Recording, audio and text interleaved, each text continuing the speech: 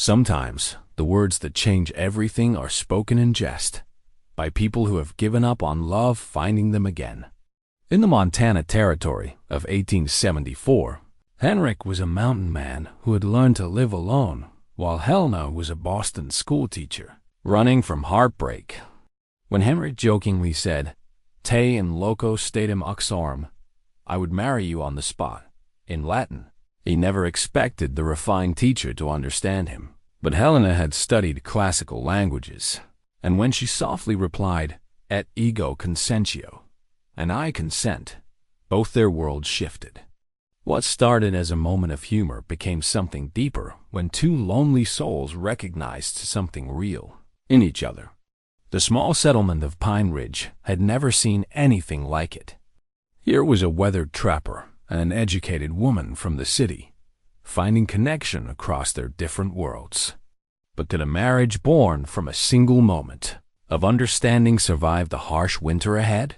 Before we jump back in, tell us where you're tuning in from.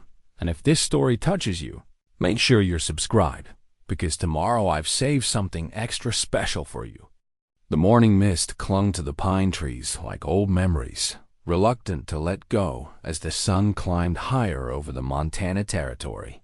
Pine Ridge Settlement wasn't much to look at a dozen weathered buildings scattered along a dirt road that turned to mud when it rained, which it had been doing for 3 days straight. But for those who called it home, it was enough. It had to be. The nearest real town was a hard day's ride through mountain passes that could turn deadly without warning. Henrik Larson stood at the edge of the settlement, his weathered hands wrapped around a tin cup of coffee that had gone cold while he watched the road. At 34, he carried himself like a man who had seen enough of the world to know its weight. His beard was thick and dark, streaked with premature silver that caught the morning light.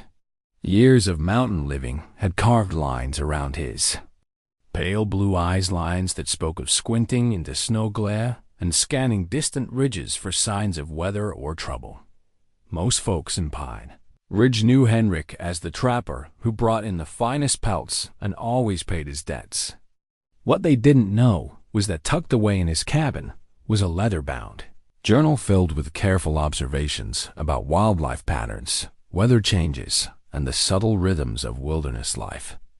The handwriting was neat and precise, the work of a man who had once spent hours copying Latin texts and studying theological arguments. But that was before the fever took his parents and younger sister in the span of a single terrible week, before he walked away from the seminary and everything he thought his life would be. The sound of wagon wheels grinding through mud pulled Henrik from his thoughts. The supply wagon wasn't due for another week, which meant this could only be one thing: the new schoolteacher they'd been promised. Pine Ridge had gone through 3 teachers in 2 years. The first had lasted until the first snowfall, the second until a bear wandered too close to the schoolhouse, and the third had departed after declaring the children uncivilized and unteachable. The wagon rounded the bend, pulled by 2 tired-looking mules and driven by old Pete Morrison, who ran supplies between Pine Ridge and the railroad town of Millfield. But it was the figure sitting beside Pete that made Henrik straighten. Even from a distance, even covered in a traveling cloak and with a wide-brimmed hat shading her face, there was something about the way she sat straight-backed and alert that suggested this teacher might be different. Dr. Samuel Brennan emerged from his clinic, wiping his hands on a towel. At 52, Doc was the closest thing Pine Ridge had to a learned man, having studied medicine in Chicago before his own reasons brought him west. His gray hair was always slightly disheveled, and his brown eyes held the kind of warmth that made people trust him with their troubles. "Well," Doc said, settling beside Henrik, "let's hope this one stays longer than harvest time." Martha Walsh appeared from her boarding house, smoothing her apron and adjusting the gray hair she kept pinned in a practical bun. At 48, Martha had buried 2 husbands and raised 4 children, 3 of whom had headed further west.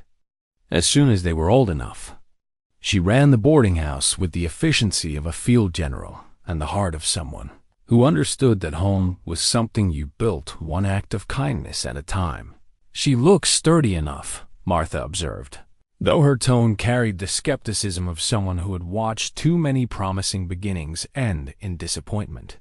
Pastor Vincent joined them, his tall, angular frame casting a long shadow. At 60, he was the oldest resident of Pine Ridge, having arrived when it was little more than a trading post.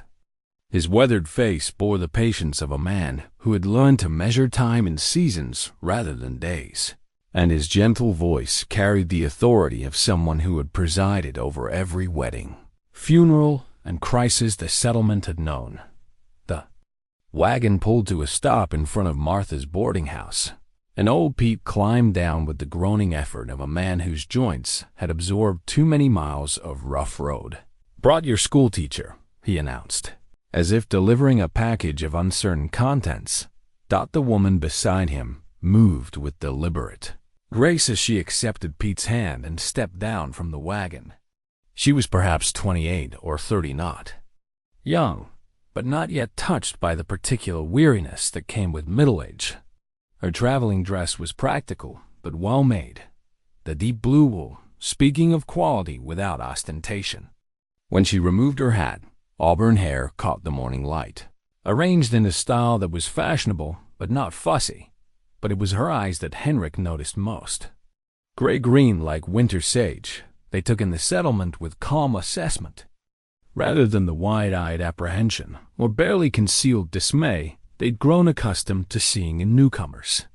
This was a woman who had already decided to see what was here rather than what was lacking. "Miss Helena Morrison," she said, her voice carrying the cultured tones of the East, but without the usual note of superiority that came with such breeding. "I'm grateful for the warm welcome." Martha stepped forward, her innkeeper's instincts taking over. "I'm Martha Walsh, and this is my establishment. I've got your room ready, and I expect you're tired from the journey." Dr. Samuel Brennan. Doc introduced himself with a slight bow. "Welcome to Pine Ridge. I hope you'll find our children eager students." "Pastor Vincent," the minister added. "I understand you come to us from Boston. A long journey indeed." Helena's smile was genuine but measured.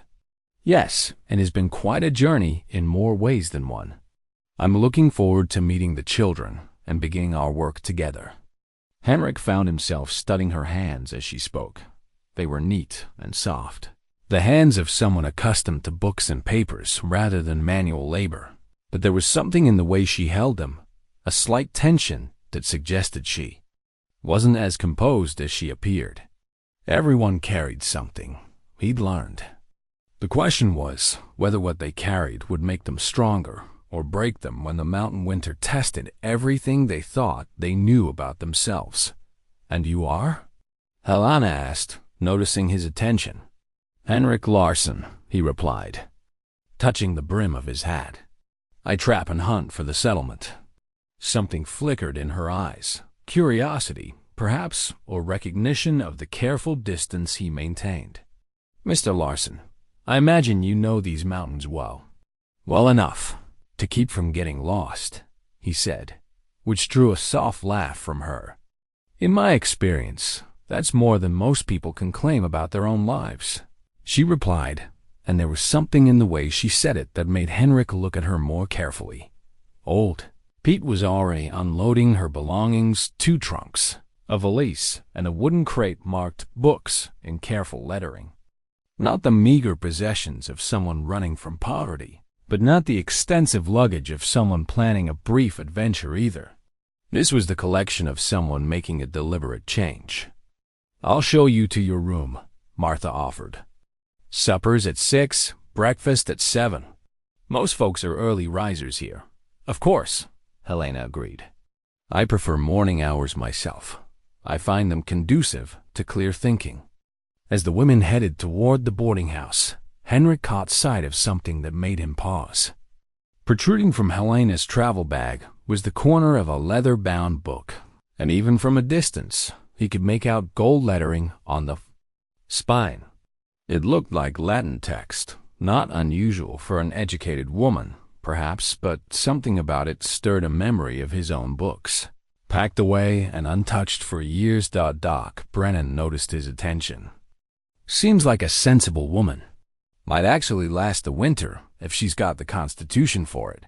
Might, Henrik agreed, though he found himself wondering what had brought a woman of obvious education and refinement to a place like Pine Ridge. People came west for opportunity, for adventure, for a fresh start, or because they were running from something they couldn't fix back home.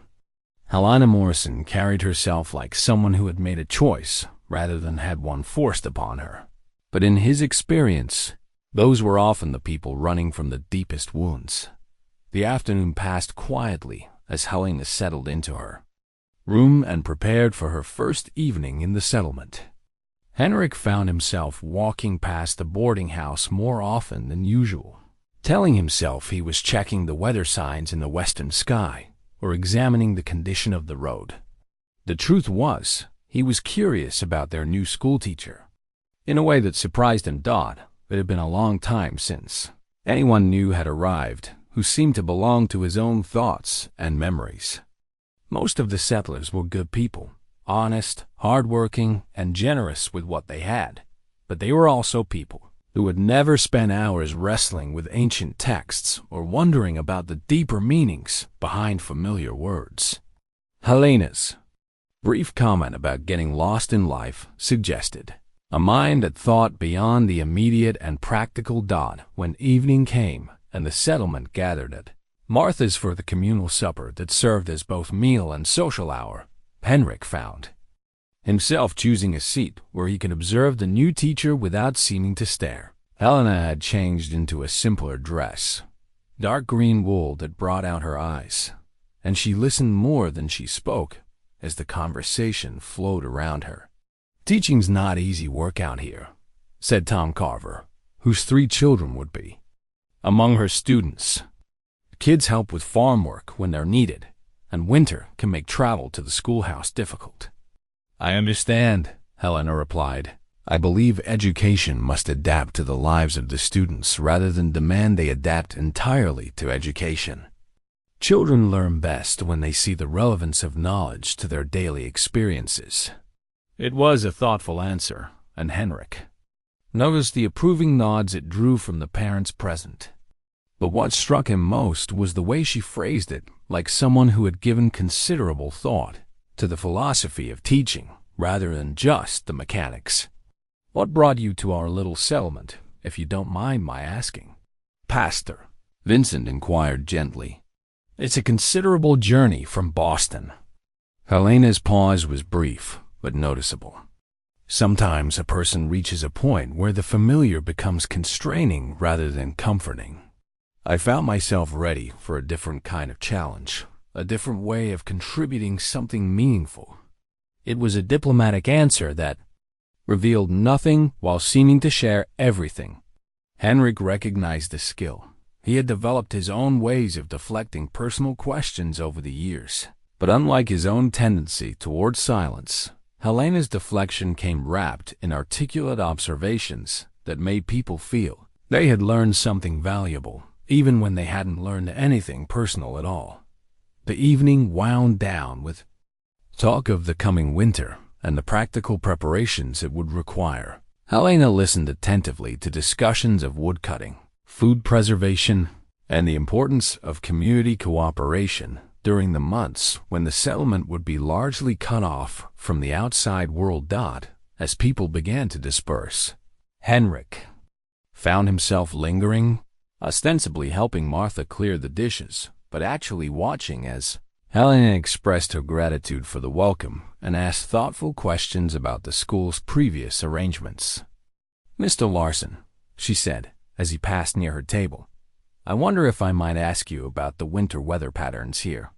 I want to understand what challenges the children might face in traveling to and from school." It was a practical question, the kind any responsible teacher would ask.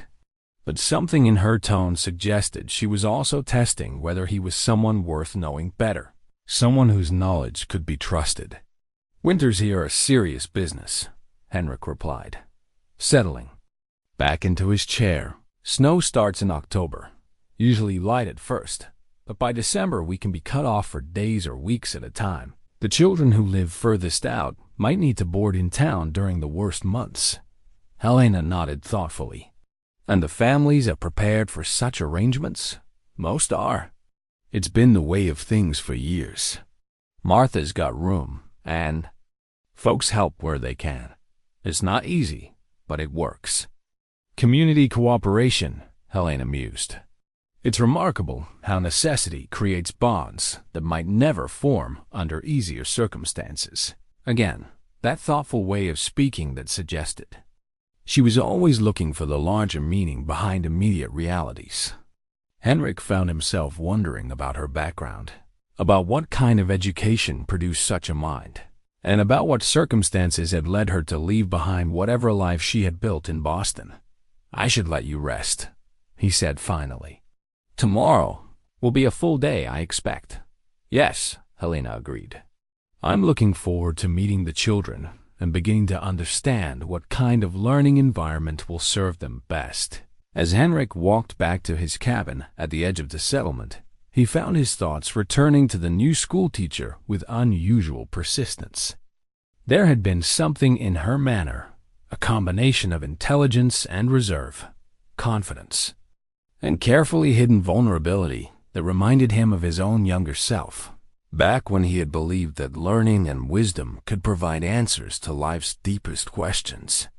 His cabin was small but comfortable, built with the practical efficiency of a man who understood both his needs and his solitude. The main room served as kitchen, living area, and workspace, with a stone fireplace that provided both warmth and cooking capability. A narrow staircase led to a sleeping loft, and beneath the stairs, behind a door he rarely opened, were the boxes and trunks that contained the remnants of his former life. Tonight, for reasons he didn't fully understand, Henrik found himself opening that door and retrieving one particular item, his old leather-bound journal, the one he had started during his seminary days and continued sporadically over the years. The pages were filled with observations about scripture, philosophical questions, notes on wildlife behavior, weather patterns, and the occasional personal reflection. He opened it to a random page and read his own handwriting from 3 years earlier. The danger of solitude is not loneliness, but the gradual loss of faith in human connection. When we stop believing others might understand us, we stop being fully ourselves. It was the kind of insight that had once come naturally to him, back when he still believed his mind was meant for higher purposes than tracking game and predicting storms. Reading it now, with the memory of Helena Morrison's thoughtful questions still fresh, he wondered if perhaps he had been too quick to abandon that part of himself. Outside his window, the lights of Pine Ridge flickered like stars fallen to earth, each one representing a life, a story, a collection of hopes and disappointments and small daily victories. Tomorrow, those lights would shine on a settlement with a new schoolteacher, a woman whose presence had already begun to shift the familiar patterns in ways no one yet understood. Henrik closed the journal and returned it to its place among the other artifacts of his former self. But as he prepared for sleep, he found himself thinking not about the past, but about tomorrow, about the possibility of conversations that went deeper than weather and supplies, about the surprising pleasure of being understood by someone whose mind worked in similar ways. It had been a long time since he had looked forward to tomorrow with anything more than routine anticipation. Change, he reflected, sometimes announced itself not with dramatic gestures, but with the quiet recognition that familiar patterns no longer felt sufficient. Helena Morrison had been in Pine Ridge for less than a day, but already the settlement felt different, not because anything had changed, but because someone was present who might see things others had stopped noticing.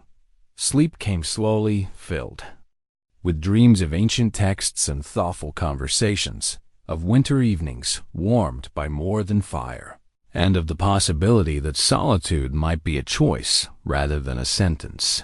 The autumn harvest celebration had always been Pine Ridge's most important gathering, a chance for the scattered families to come together before winter locked them into their separate struggles for survival. This year, with the new schoolteacher settled among them for nearly a month, the occasion carried an extra note of optimism.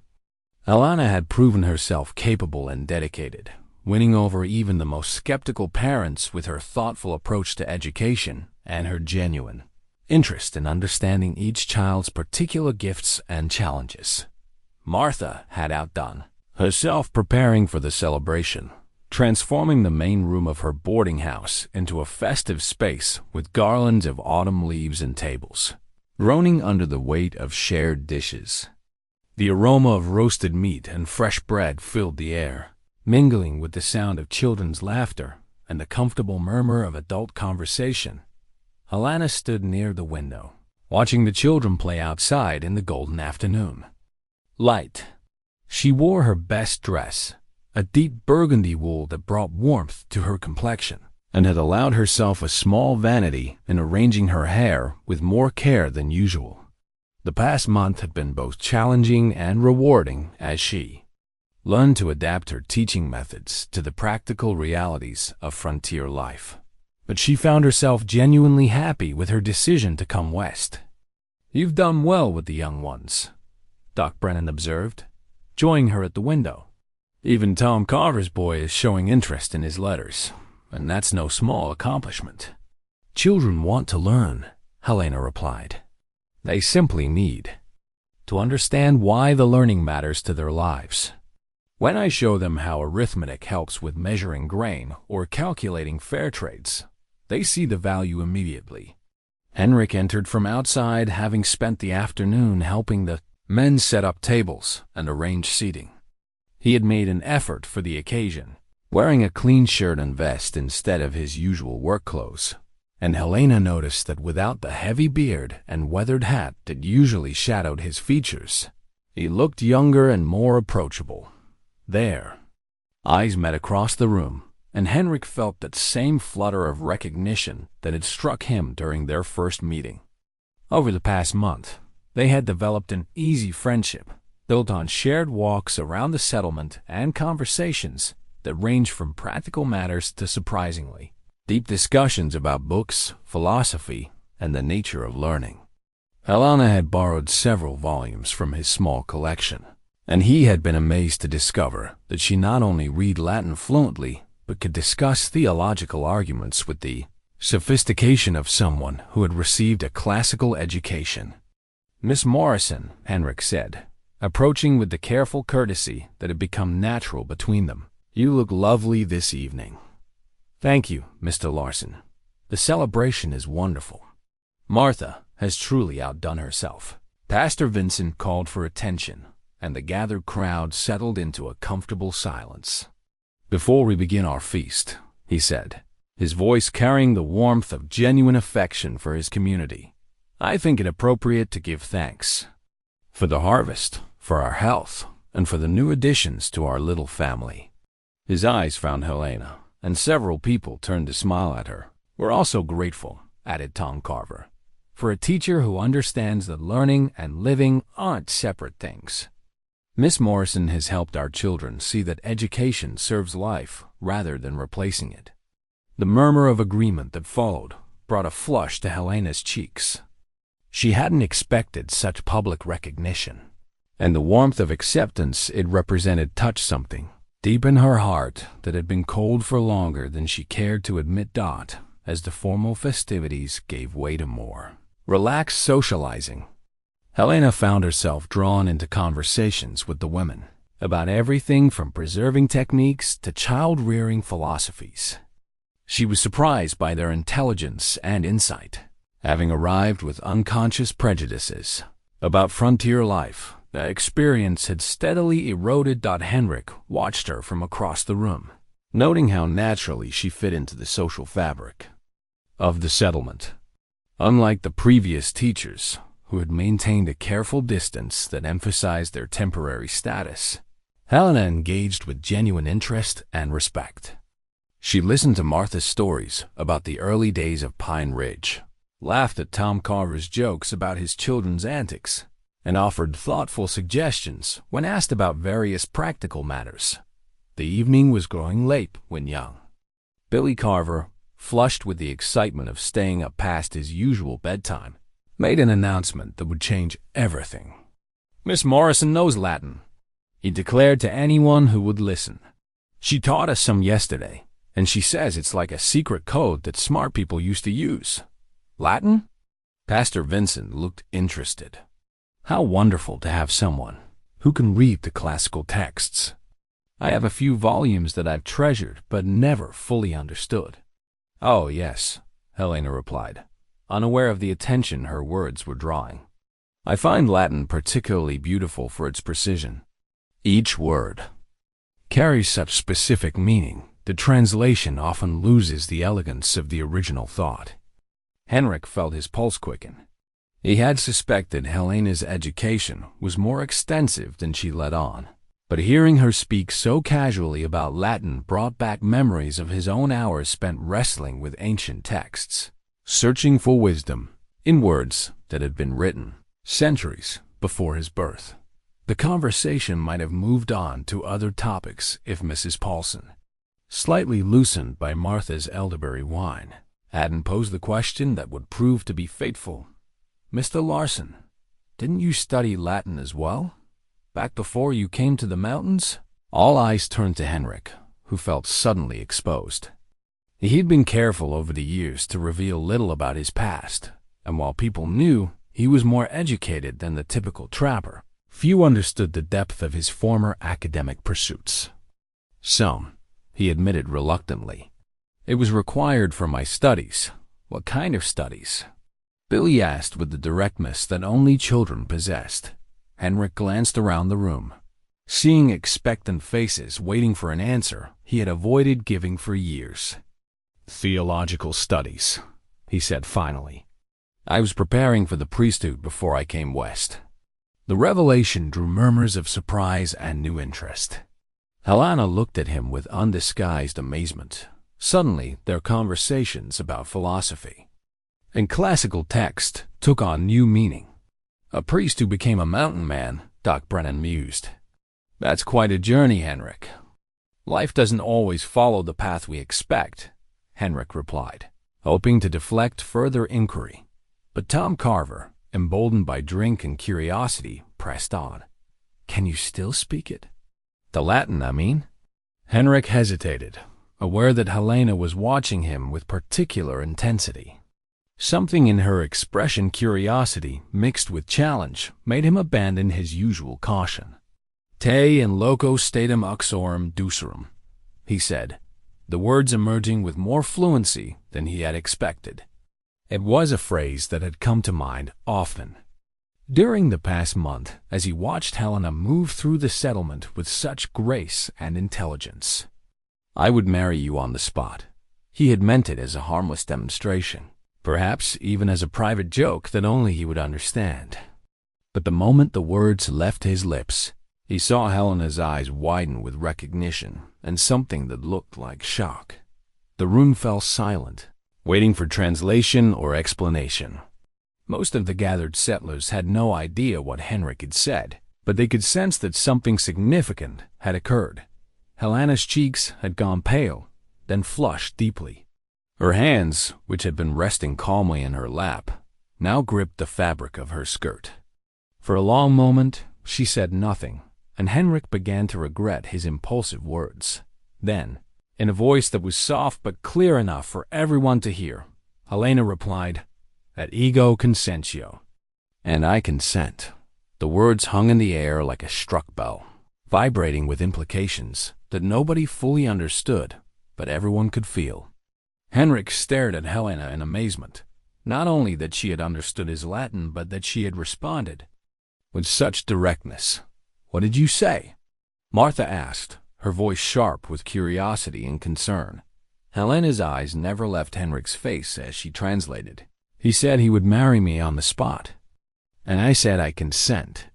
The silence that followed was profound and electric. Everyone in the room understood that they had just witnessed something unprecedented, not just a conversation in an ancient language, but what appeared to be a proposal and acceptance between two people who had known each other for exactly 1 month. "You can't be serious," Doc Brennan said finally, his medical training making him the first to recover from shock. But looking at Helena and Henrik, seeing the way they continued to gaze at each other with a mixture of surprise and recognition, it became clear that they were entirely serious. "I don't understand," Tom Carver said, speaking for everyone present. "You barely know each other." "Sometimes," Helena said. Her voice gained strength as she spoke. "You can know someone your entire life and never truly see them. Other times, you can recognize something essential about a person in a moment." Henrik found his voice. "I never intended to make such a declaration publicly, but hearing it spoken aloud, I realize it's been true for weeks. Helena, Miss Morrison, you've brought something to this place, to my life, that I didn't know I was missing." Martha, ever practical, stepped forward. "Miss Morrison, you've had a glass of wine." "Perhaps in the morning." "I haven't had any wine," Helena interrupted gently, "and have never been more clear about anything in my life." She looked around the room at the faces of people who had become important to her over the past month. "I came west to escape a life that had become a beautiful prison. I thought I was looking for adventure or independence. But what I found is something much more valuable, a place where I can be useful, people who value what I have to offer, and a man whose mind and heart I respect more than any I've ever known." The room erupted in gentle chaos as everyone began talking at once. Pastor Vincent, recovering from his initial shock, stepped forward with the authority of his position. "This is highly irregular," he said, but his tone held more amusement than disapproval. "Are you both certain this is what you want?" "Yes," Henrik and Helena said simultaneously, then looked at each other and laughed a sound that somehow convinced the gathered settlers more than any formal declaration could have. "Well then," Pastor Vincent said, spreading his hands in a gesture of acceptance, "I suppose we could have a wedding tonight, if that's truly your wish. We have witnesses, we have community, and we have a harvest moon rising outside." "Tonight?" Martha gasped. "Why wait?" Helena asked, and there was something in her voice that suggested she had been waiting for the right moment. The right person, the right feeling for longer than anyone knew. When you recognize home, you don't hesitate to walk through the door. The next hour passed in a whirlwind of preparation. Martha produced flowers from her garden.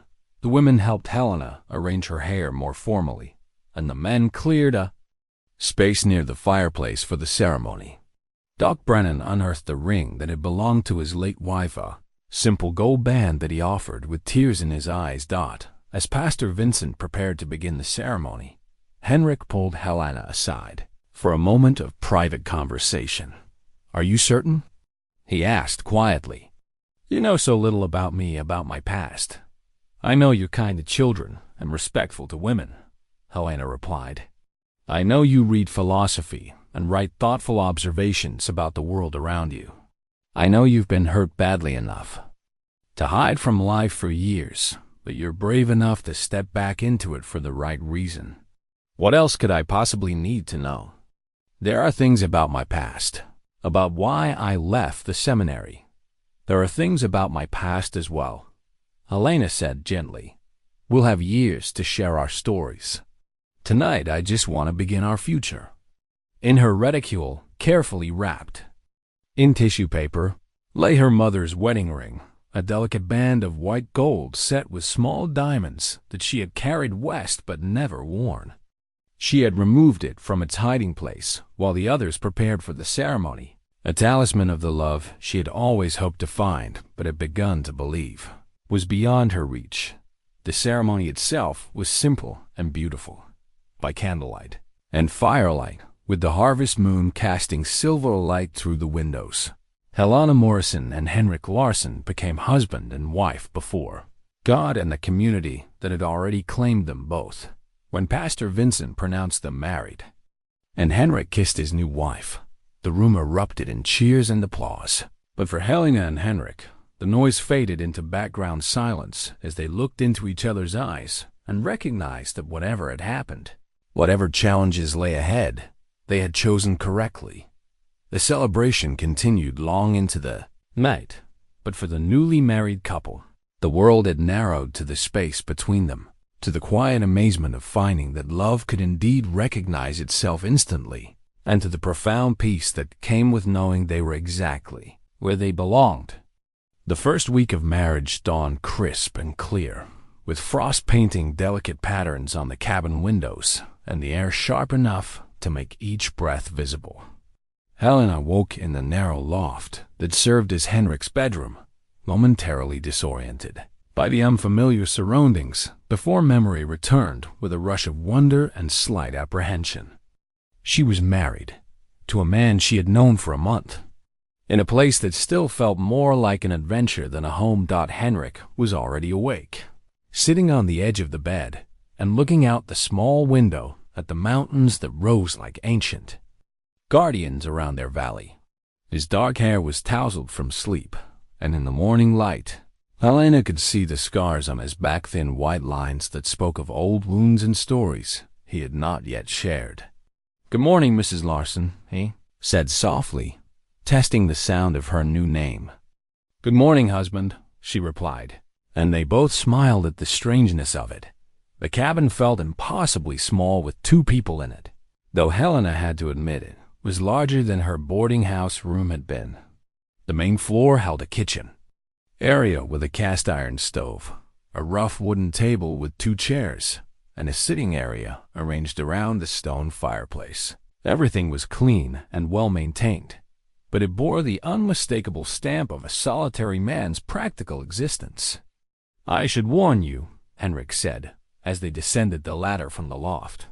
"I'm not much of a cook. I've survived on simple fare for years." Helena examined the contents of his pantry: beans, flour, salt pork, coffee, and little else. "I see what you mean. In Boston, I took most meals at a boarding house, but I did learn some basic cooking from my mother. Perhaps we can figure it out together." Their first breakfast as a married couple was a modest affair of coffee, biscuits made from Henrik's stores, and fried salt pork. But sitting across from each other at the small table, sharing the quiet intimacy of a morning meal, felt like a luxury neither had expected to find. "I should visit the schoolhouse this morning," Helena said. "The children will be curious about what happened last night, and I want to reassure them that nothing will change in their education." "Of course," Henrik agreed. "And I have traps to check before the snow starts in earnest." "But Helena," he paused, choosing his words carefully, "are you certain you want to continue teaching? As my wife, you're under no obligation to work outside the home." Helena set down her coffee cup and looked at him seriously. "Henrik, I came west because I needed to be useful, to contribute something meaningful. Teaching isn't just what I do, it's who I am. I hope you can understand that." "I do understand," he said quickly. "I admire it, actually. I just wanted you to know that you have choices now." Their first real test came that afternoon when Helena returned from the schoolhouse with news that made Henrik's protective instincts flare with concern. "Mrs. Carver asked me to tutor their eldest son in advanced mathematics," Helena reported as she hung her cloak on the peg by the door. "He's bright enough for university study, but he needs preparation beyond what I can provide in the regular classroom." "That would mean evening sessions," Henrik observed. "Extra work for you." "Work I enjoy," Helena corrected. "But it would also mean additional income for us." The Carvers offered to pay quite generously for private instruction. Henrik felt a flush of something that might have been embarrassment or pride or both. "We're not poor, Helena. I may not be wealthy, but I can provide for us." "I know that," she said gently, recognizing the sensitivity behind his words. "But I want to contribute to our household, not just be supported by it. Is that so difficult to understand?" They stood looking at each other across the small cabin, each recognizing that they were navigating their first real disagreement as husband and wife.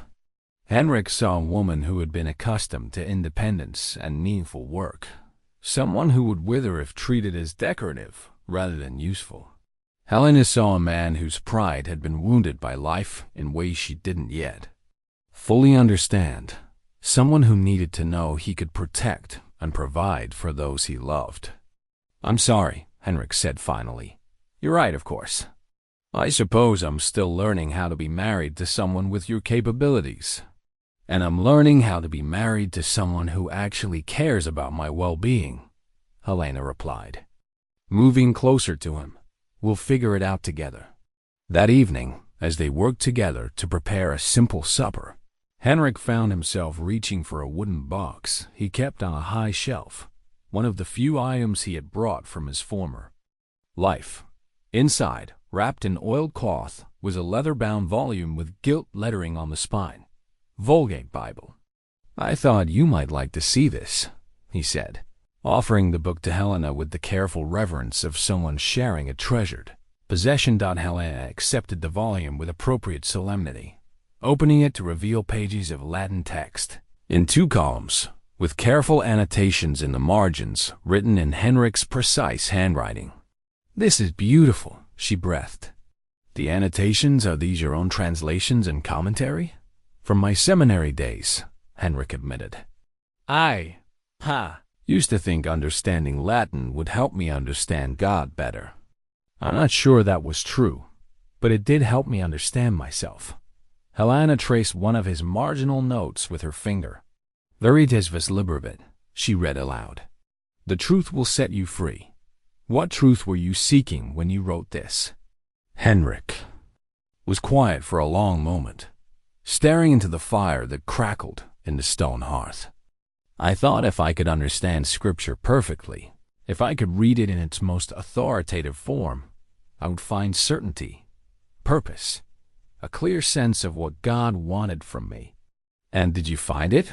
"I found something," he said slowly, "but not what I expected. I learned that truth isn't always comforting, and certainty isn't always possible. Sometimes the most faithful response to life is to act with kindness and courage, even when you don't have all the answers." Helena closed the book gently and looked at her husband with new understanding. "What happened, Henrik? What brought you from the seminary to these mountains?" The question he had been dreading hung in the air between them. Henrik rose and walked to the window, looking out at the darkening sky where the first stars were beginning to appear. "There was a fever outbreak in our town," he said finally. "Typhoid. It took my parents and my younger sister Anna within a week. I was away at the seminary, and by the time I received word and traveled home, they were already buried." Helena's heart clenched with sympathy. "I'm so sorry." "The worst part wasn't their death," Henrik continued, his voice steady but distant. "It was my reaction to it. I had spent years studying about faith, about God's love and justice, about the meaning of suffering. But when it touched my own life, all that learning felt like empty words. I couldn't comfort the people who came to me for answers because I had no answers to give." "So you left?" "I ran," Henrik corrected. "I couldn't bear to stand in a pulpit and offer hope I didn't feel, comfort I couldn't provide. I came west thinking isolation would be easier than honesty." Helena rose and moved to stand beside him at the window. "And has it been easier?" "For a while," he admitted. "But isolation is its own kind of emptiness. It preserves you from disappointment, but it also cuts you off from joy." They stood together in comfortable silence, watching the stars emerge, one by one in the clear mountain sky.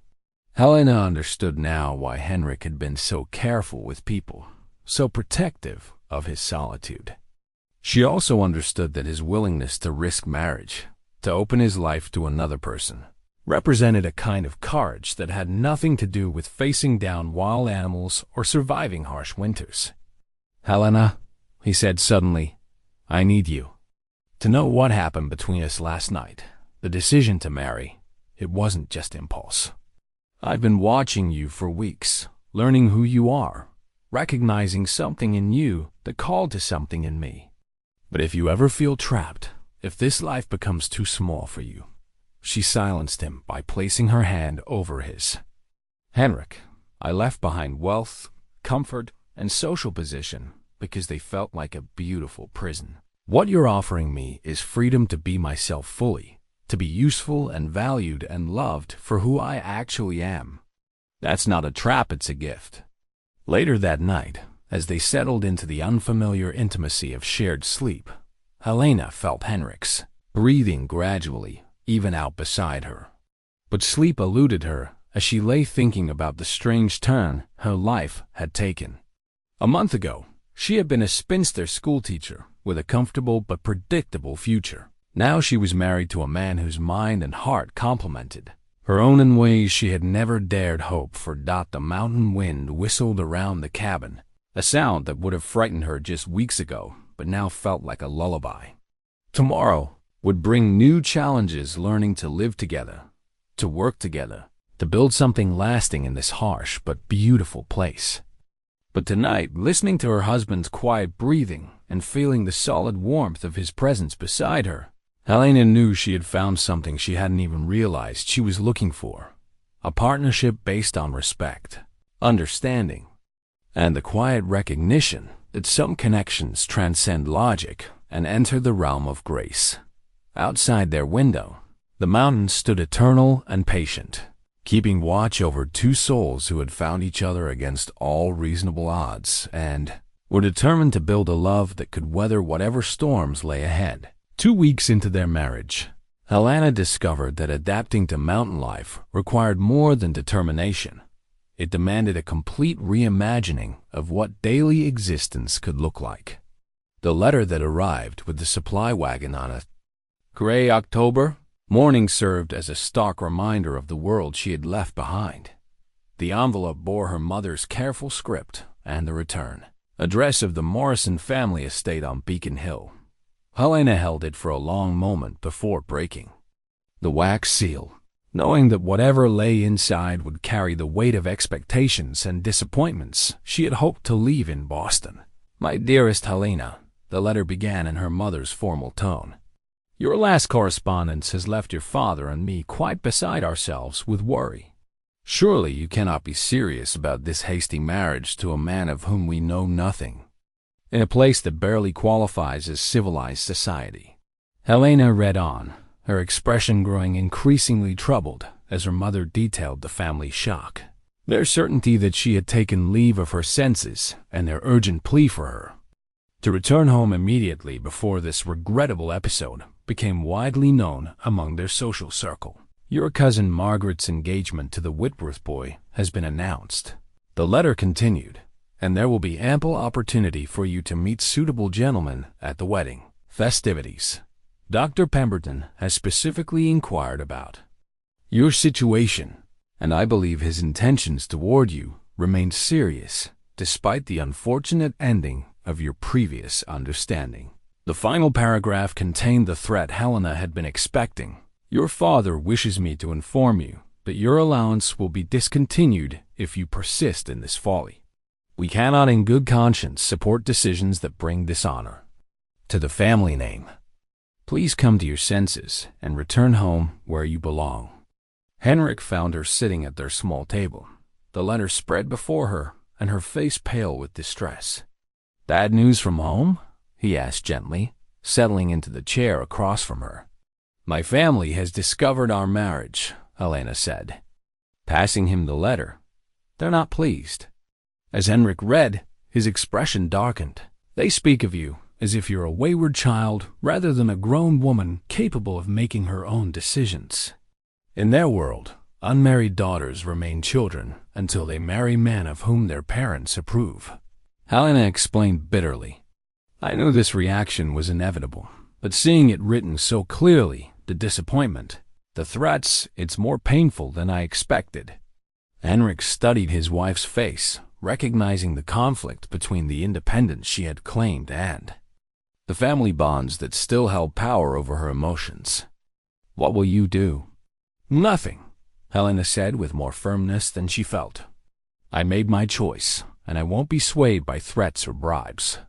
"But Henrik," there's something I should tell you about my family, about what I gave up to come here. She rose and retrieved a small framed photograph from her trunk, a formal portrait that showed her in an elaborate silk gown, standing beside a distinguished older couple in front of an imposing mansion. The Morrison shipping fortune, she said simply. My father owns one of the largest import companies in New England. The woman in this photograph is someone I was trained to be decorative, accomplished in socially acceptable ways, and entirely dependent on male approval for my sense of worth. Henrik examined the photograph, trying to reconcile the elegant but constrained figure in the image with the woman who now sat across from him in a simple wool dress, her hair pinned back practically rather than fashionably. You gave up considerable comfort, he observed. I gave up a beautiful prison, Helena corrected. But I won't lie and say it's easy to know.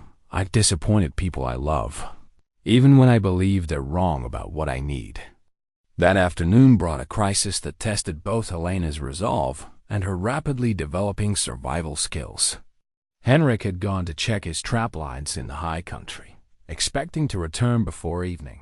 But when darkness fell and he hadn't appeared, Helena found herself facing her first real emergency as a mountain wife. Doc Brennan appeared at her door just after sunset, his face grim with concern. Helena, I hate to worry you, but Tom Carver found Henrik's horse wandering loose near the creek. No sign of Henrik himself. The words hit Helena like a physical blow. In Boston, emergencies meant calling for servants or sending messages to appropriate authorities. Here, with winter weather closing in and no professional rescue services, emergency meant neighbors helping neighbors with whatever resources they could muster. What do we do? She asked, proud that her voice remained steady despite the fear clawing at her throat. Tom and his boys are organizing a search party, Doc explained. But with this weather moving in, we need to be smart about it. Can you think of anywhere Henrik might have mentioned going? Any particular area he favored for trapping? Helena forced herself to think clearly, remembering conversations about wildlife patterns and weather signs that had seemed like casual talk, but now took on urgent importance. He mentioned checking the beaver dam near Eagle Creek, she said. And there was something about elk sign near the high meadow. Good, Doc said approvingly. Martha's organizing supplies for the search party. Can you help with that while the men get ready to head out? For the next several hours, Helena discovered reserves of competence she hadn't known she possessed. She helped Martha prepare food and coffee for the searchers, gathered blankets and medical supplies in case Henrik was found injured, and maintained the kind of calm efficiency that kept panic at bay. But as midnight approached with no word from the search party, Helena found herself alone in the cabin that still felt more like Henrik's space than their shared home. The mountain wind had picked up, rattling the windows and reminding her of how vast and dangerous this landscape could be. Unable to bear the waiting passively, she wrapped herself in Henrik's heavy coat and walked to the edge of the settlement, straining her eyes toward the dark mountains where somewhere her husband might be injured, lost, or worse. The stars that had seemed so beautiful on clear nights now felt distant and cold, offering no comfort. It was nearly dawn when she heard the sound of voices and horses approaching. Helena ran toward the sound, her heart hammering with hope and fear.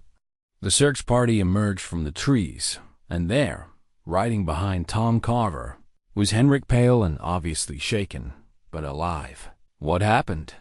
Helena cried, reaching up to help him down from the horse. Fell through some rotten ice near the creek, Henrik explained, his voice hoarse with exhaustion. Got soaked through and had to find shelter until my clothes dried enough to travel safely. I'm sorry I worried everyone. Back in their cabin, as Helena helped Henrik out of his damp clothes and into dry ones, she felt the full impact of how much her life had changed. The man she had married was not just her companion, but someone whose safety and well-being had become essential to her own sense of wholeness. I was terrified, she admitted as she wrapped him in blankets near the fire. Not just of losing you, but of realizing how much I need you. I've never felt so dependent on another person's existence. Henrik pulled her down beside him on the rough wooden bench he had built for sitting by the fire. Is that such a terrible thing? I don't know, Helena said honestly. In Boston, I was taught that dependency made women vulnerable. But this feels different, not like weakness, but like choosing to build something larger than yourself. I felt the same terror when I thought I might not make it back to you, Henrik confessed. For years, I've lived as if my life affected no one but myself. Having someone to come home to, someone who would be hurt by my absence, it changes everything. They sat together in the growing daylight, sharing the coffee Helena had kept warm through the long night and marveling at how quickly their lives had become intertwined. The formal photograph from Boston lay forgotten on the table, a relic of a life that felt increasingly distant and irrelevant. Helena, Henrik said as they prepared to finally rest, your family's letter, the threats about money, will that create real hardship for you? Helena considered the question seriously. I had an inheritance from my grandmother that my parents couldn't touch, and I brought most of my savings west with me. We won't starve. But more importantly, I'm discovering that I don't want there. Money if it comes with conditions about how I live my life.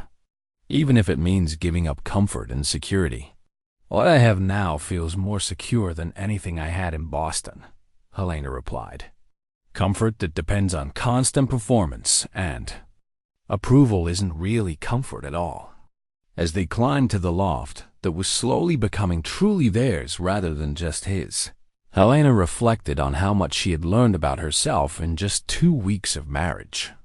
The elegant woman in the Boston photograph had never split kindling, or organized a search party, or spent a night terrified that someone she loved might not come home.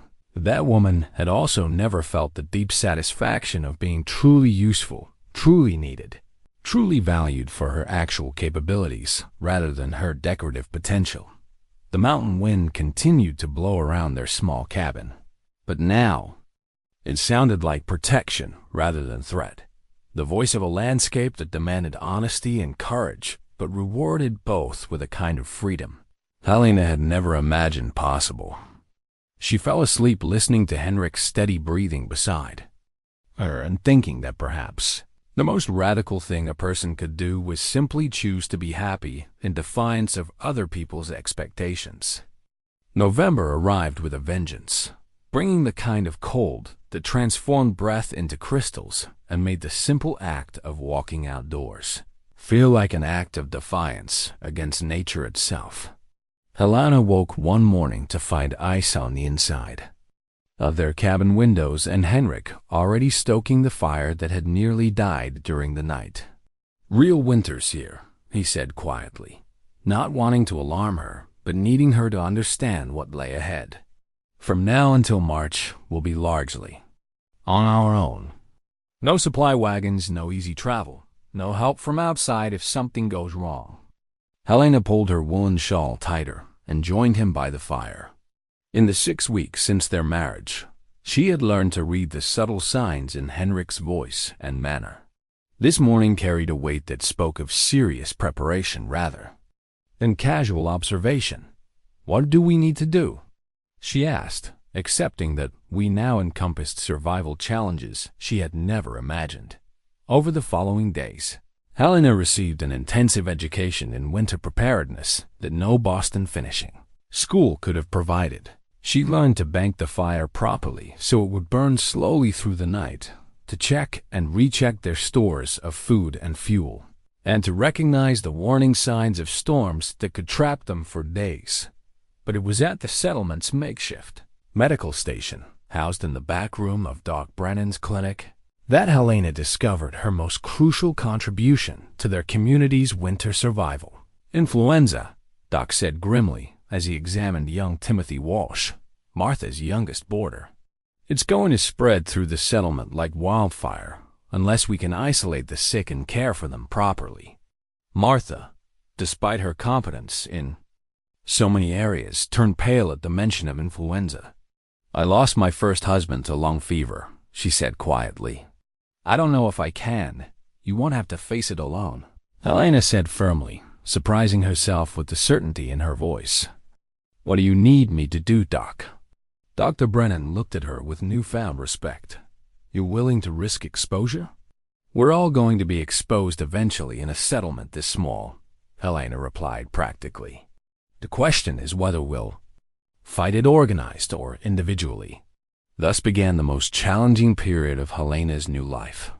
The medicine chest that Doc Brennan had assembled over years of frontier practice became the center of their battle against the illness that threatened to devastate their small community. The wooden box, reinforced with iron bands and lined with felt, contained precious supplies: laudanum for pain, quinine for fever, camphor for breathing difficulties, and various herbs and tinctures that could mean the difference between recovery and death. Helena found herself working 16-hour days, moving between the homes of the sick with the efficiency of someone who had discovered an unexpected calling. She learned to read the subtle signs of fever breaking, to prepare broths that the sick could keep down, and to provide the kind of steady, reassuring presence that could help people fight for their lives.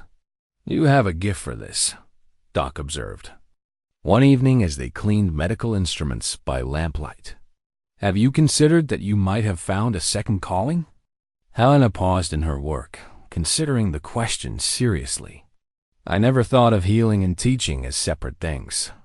Both require you to understand what someone needs and help them find the strength to reach for it. It was Henrik who voiced what others were beginning to recognize. She's keeping people alive through sheer will and competence. Half the settlement owes their recovery to Helena's nursing. But the crisis also revealed tensions that surprised everyone, including Helena herself. As she spent more time caring for the sick, Henrik found himself struggling with feelings he hadn't expected. Not jealousy, exactly, but a kind of displacement that left him uncertain about his role in their marriage. You're needed everywhere.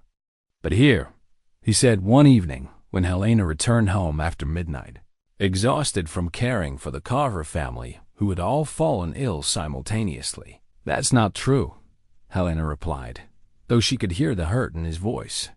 You're the reason I have the strength to help others.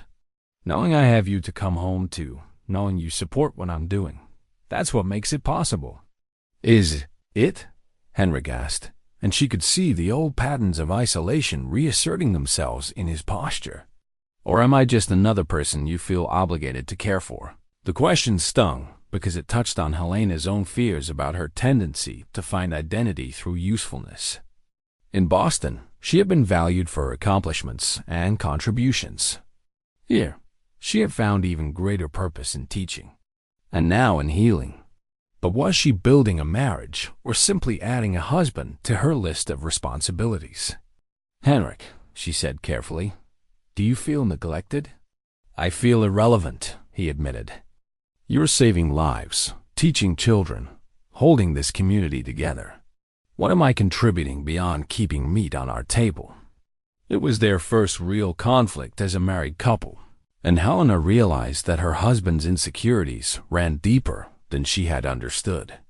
The man who could survive alone in the wilderness felt diminished by a wife whose capabilities seemed to expand daily. The resolution came in an unexpected way.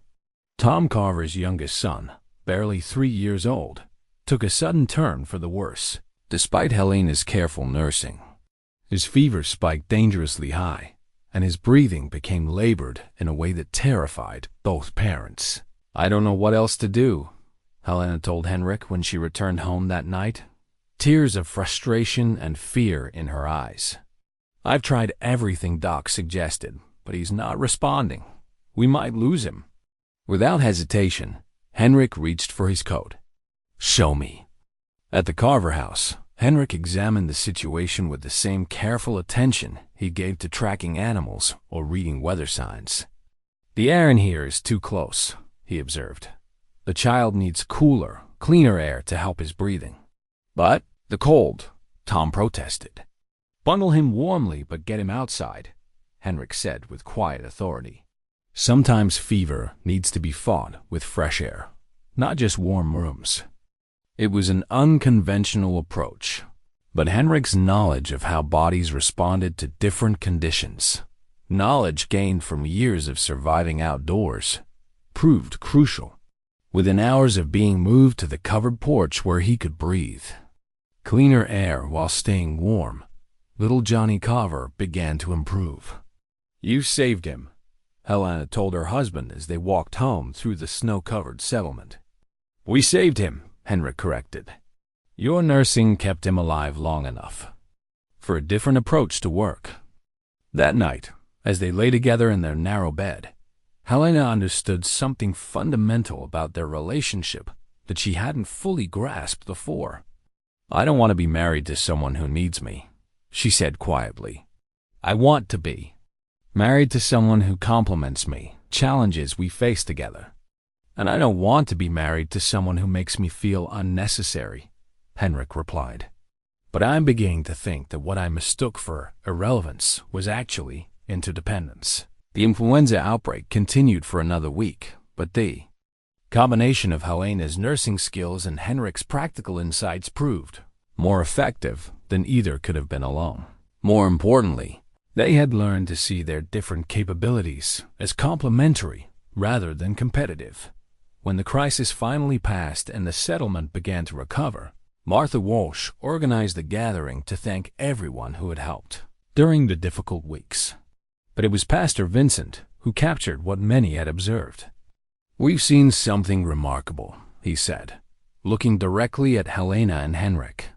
"Two people who found each other and then used their partnership to strengthen the entire community. That's what marriage at its best can accomplish, not just happiness for two people, but a foundation for building something larger than either could create alone."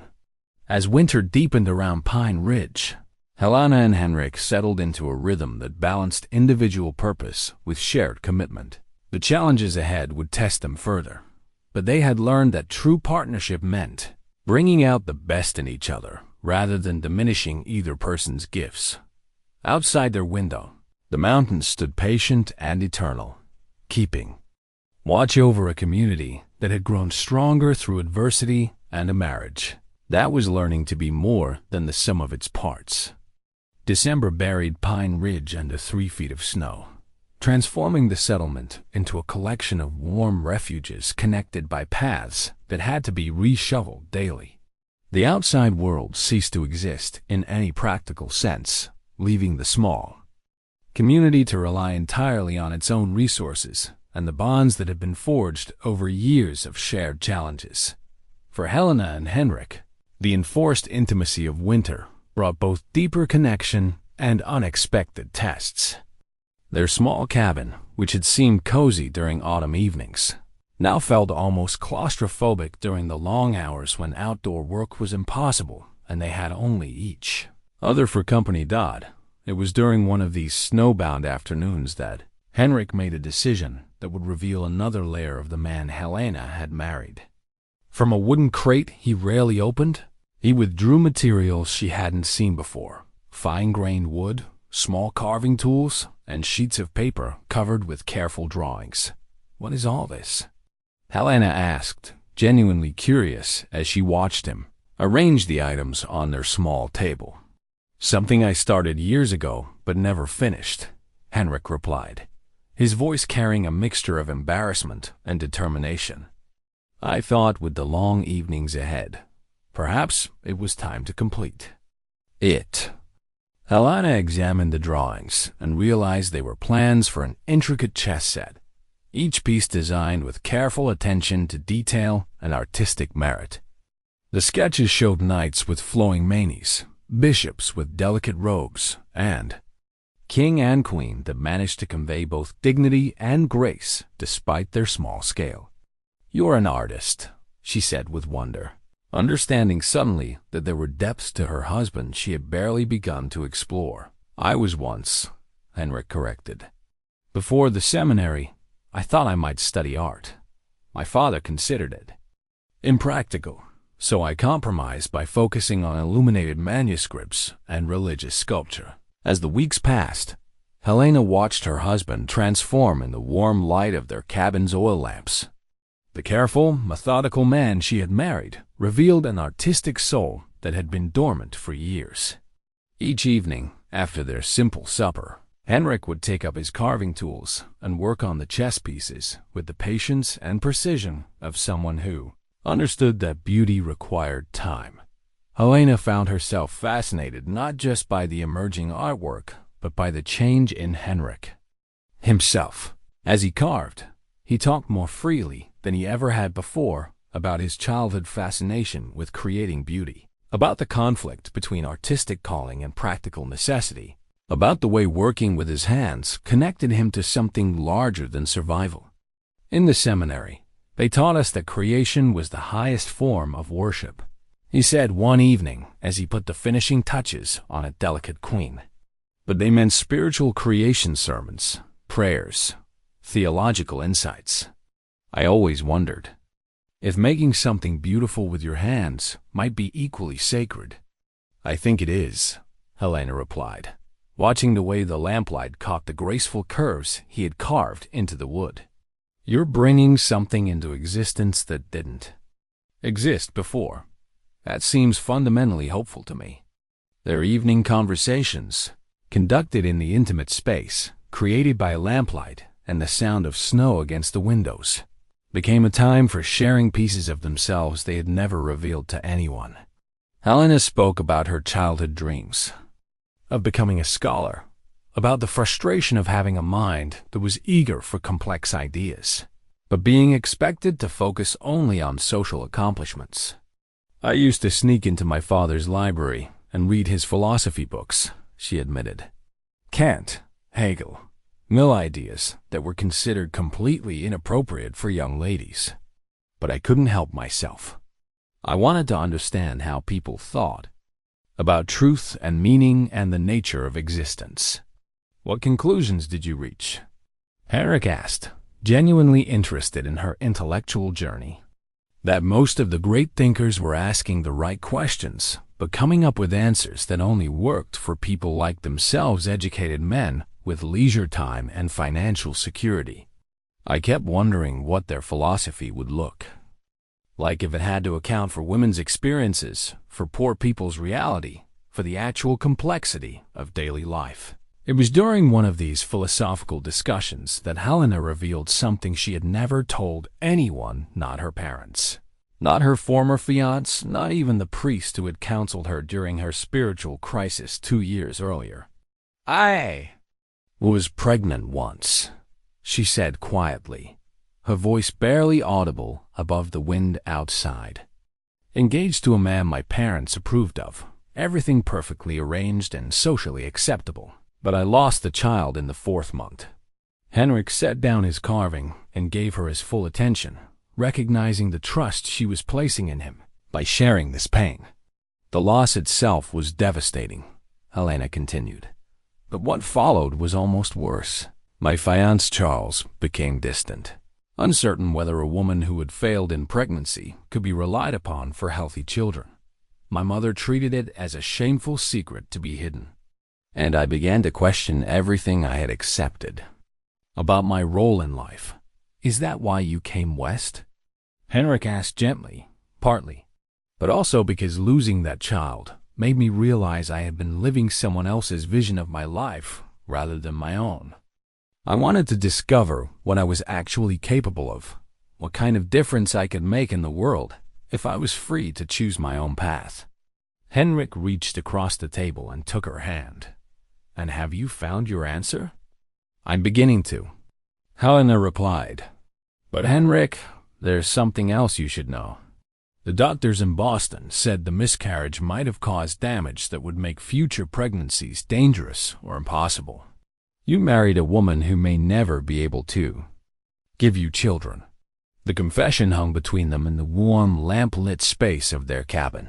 Helena had dreaded this moment since their wedding night, knowing that most men expected children from marriage and that her potential barrenness might change everything between them. Henrik was quiet for a long time, continuing to hold her hand while he absorbed what she had told him.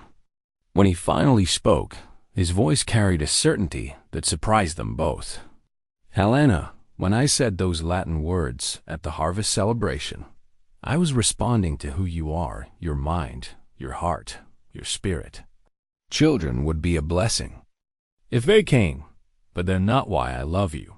I love you because you make me want to be better than I thought I could be, because you see possibilities in life that I had given up believing in, even if it means our name dies with us, even if there's no family legacy to build.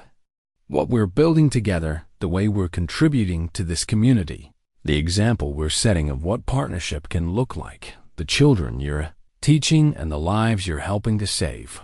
That's legacy enough for me." The relief Helena felt was overwhelming, but it was followed by a deeper recognition of the man she had married. Henrik's willingness to accept her completely, limitations and all, represented a kind of love she had never dared hope for. As winter deepened and their enforced intimacy continued, they developed rituals that made their small space feel like a sanctuary rather than a prison. Helena would read aloud while Henrik carved, sharing everything from Shakespeare to contemporary novels, to philosophical essays that sparked discussions lasting hours. Henrik taught Helena the basics of woodworking, and she discovered an unexpected pleasure in shaping something useful with her hands. But perhaps most significantly, they began to plan for spring, not just practical preparations, but dreams of what they might build together when the weather released them from their winter isolation. "I've been thinking about the schoolhouse," Helena said one evening as they worked together on a new set of educational materials. "It's adequate, but it could be so much more. What if we built an addition? A library, perhaps, with space for adult education in the evenings? You want to expand your teaching?" "I want to create something that serves the whole community," Helena explained, her voice growing excited as the vision took shape. "Adults who never had the chance for formal education, families who want to learn together, a place where people can come to explore ideas and discover new possibilities for their lives." Henrik smiled as he listened to his wife's ambitious plans. "And where would we get the books for this library?" "I still have connections in Boston," Helena replied. "Not with my family, but with librarians and educators who would support such a project." "And Henrik," she paused, looking at the chess set that was nearing completion, "what if we combined your artistic abilities with my educational goals? You could create beautiful, functional items that would make learning more appealing and effective." For the first time since leaving the seminary, Henrik began to envision a future that integrated all aspects of himself: the practical skills he had developed in the mountains, the artistic abilities he had suppressed, and the intellectual interests he shared with Helena. The chess set that had begun as a way to pass winter evenings was becoming a symbol of renewal and possibility. As February arrived and the worst of winter began to show signs of weakening, Helena and Henrik emerged from their season of enforced intimacy with a deeper understanding of each other and a shared vision of what their life together could become. The hand-carved chess set sat completed on their table, each piece a work of art that represented hours of patient creation and conversation. But more importantly, they had learned that true partnership meant creating space for each other's growth, rather than demanding conformity to predetermined roles. The winter that could have broken them had instead forged them into something stronger and more purposeful than either had believed possible. The thaw came early in March, bringing with it the first supply wagon Pine Ridge had seen in 4 months. Old Pete Morrison looked haggard from the difficult journey through mountain passes, still treacherous with ice and mud. But his wagon carried more than the usual supplies of flour, coffee, and manufactured goods the settlement needed. "Got some official-looking mail," Pete announced as he unloaded his cargo in front of Martha's boarding house. "Lawyers from back east, looks like. And some fancy folks who paid good money to follow me up here, though I warned them this ain't tourist country." Helena felt a chill that had nothing to do with the mountain air. Through the canvas cover of Pete's wagon, She could see two figures in expensive traveling clothes, a middle-aged man in a perfectly tailored coat and a woman, whose bearing suggested she was accustomed to having her wishes treated as commands. "Helena, Morrison Larson?" the man inquired, consulting a sheaf of papers as he climbed down from the wagon. "I am Jeremiah Blackwood, attorney for the Morrison family estate. This is Mrs. Cordelia Ashworth, your mother's sister." Helena's Aunt Cordelia emerged from the wagon with the careful dignity of someone who refused to let circumstances diminish her sense of propriety. She was an older version of Helena's mother, elegant, stern, and radiating the kind of authority that came from a lifetime of having her social position defer to her judgment. "Helena, dear," Aunt Cordelia said, her voice carrying affection wrapped in steel, "you look so thin. And this place," she glanced around at the muddy settlement, with barely concealed dismay. "Surely you can see now that this experiment has gone quite far enough." Henrik emerged from their cabin, drawn by the commotion, and Helena felt her two worlds colliding in a way that made her stomach tighten with apprehension. He wore his work clothes and carried the unmistakable bearing of a man comfortable with physical labor, exactly the kind of person her family would dismiss as beneath their notice. "Mr. Blackwood," Helena said, finding her voice, "I wasn't expecting legal representation. Is there some matter requiring my attention?" The lawyer's expression was carefully neutral, professional courtesy masking whatever personal opinions he might hold about the situation. "Indeed there is, Mrs. Larson. Your grandfather Morrison's will contains certain provisions that have only recently come to light during the settlement of his estate." From his leather portfolio, Blackwood withdrew a thick document bound with legal ribbons. "It appears that Ezra Morrison, your paternal grandfather, established a trust fund specifically for his granddaughter, separate from your parents' control. The provisions state that this inheritance, quite substantial, I might add, becomes available to you upon your marriage or your 30th birthday, whichever comes first." Helena stared at the document as if it might explode. "I don't understand. My parents never mentioned any inheritance from grandfather Morrison." "Because they were not informed of its existence," Aunt Cordelia said crisply. "Your grandfather was quite specific about the terms. He believed your parents might attempt to use financial leverage to control your life choices, so he arranged for the inheritance to be managed independently." Henrik watched this exchange with growing unease, recognizing that whatever was being revealed would fundamentally change their circumstances in ways he couldn't yet predict. "The amount in question," Blackwood continued, "is approximately $200,000. Along with several properties, including a summer estate in Newport and a townhouse in Philadelphia." The silence that followed was profound. $200,000 represented wealth beyond anything most people in Pine Ridge could imagine. Enough to live in luxury for a lifetime. Enough to transform Helena from a frontier schoolteacher into one of the wealthiest women in America. "You see, dear," Aunt Cordelia said gently, "your grandfather wanted to ensure that you would have true independence, the freedom to make choices based on your desires rather than financial necessity. He would be so pleased to know that you're now free to return to the life you were born to live." Martha Walsh, who had been listening from her porch, stepped forward with the protective instincts of someone who had grown to love Helena as a daughter. "Seems to me she's already living the life she chose," Martha said firmly. "With respect, madam," Aunt Cordelia replied, her tone suggesting no respect whatsoever. "A woman of Helena's breeding and education cannot possibly find fulfillment in such primitive circumstances. Now that she has the means to live properly, surely she will recognize the error of this romantic adventure." Helena felt the weight of everyone's attention, but it was Henrik's carefully controlled expression that tore at her heart. She could see him retreating behind the defensive walls he had built during his years of solitude, could watch him beginning to believe that she would choose wealth and comfort over their life together. "I need to think about this," Helena said finally. Mr. Blackwood, are there any immediate decisions required? The inheritance is yours by right, the lawyer replied.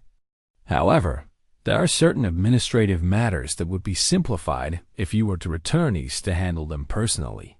Your aunt has generously offered to accompany you and help you re-establish yourself in appropriate society. And your husband? Henrik asked quietly, speaking for the first time since the revelations began. And Cordelia's expression grew pained, as if she were delivering tragic news. My dear young man, surely you can see that this changes everything. Helena now has the means to live as she was raised to live. While I'm certain you're a good man in your way, you cannot possibly provide her with the advantages her inheritance makes possible. The cruelty of the statement, delivered with perfect politeness, made Helena flush with anger. But before she could respond, Henrik spoke again, his voice steady despite the pain Helena could see in his eyes. Perhaps you're right, he said. Perhaps Helena deserves better than what I can offer her here. Henrik, no, Helena began, but he was already backing away.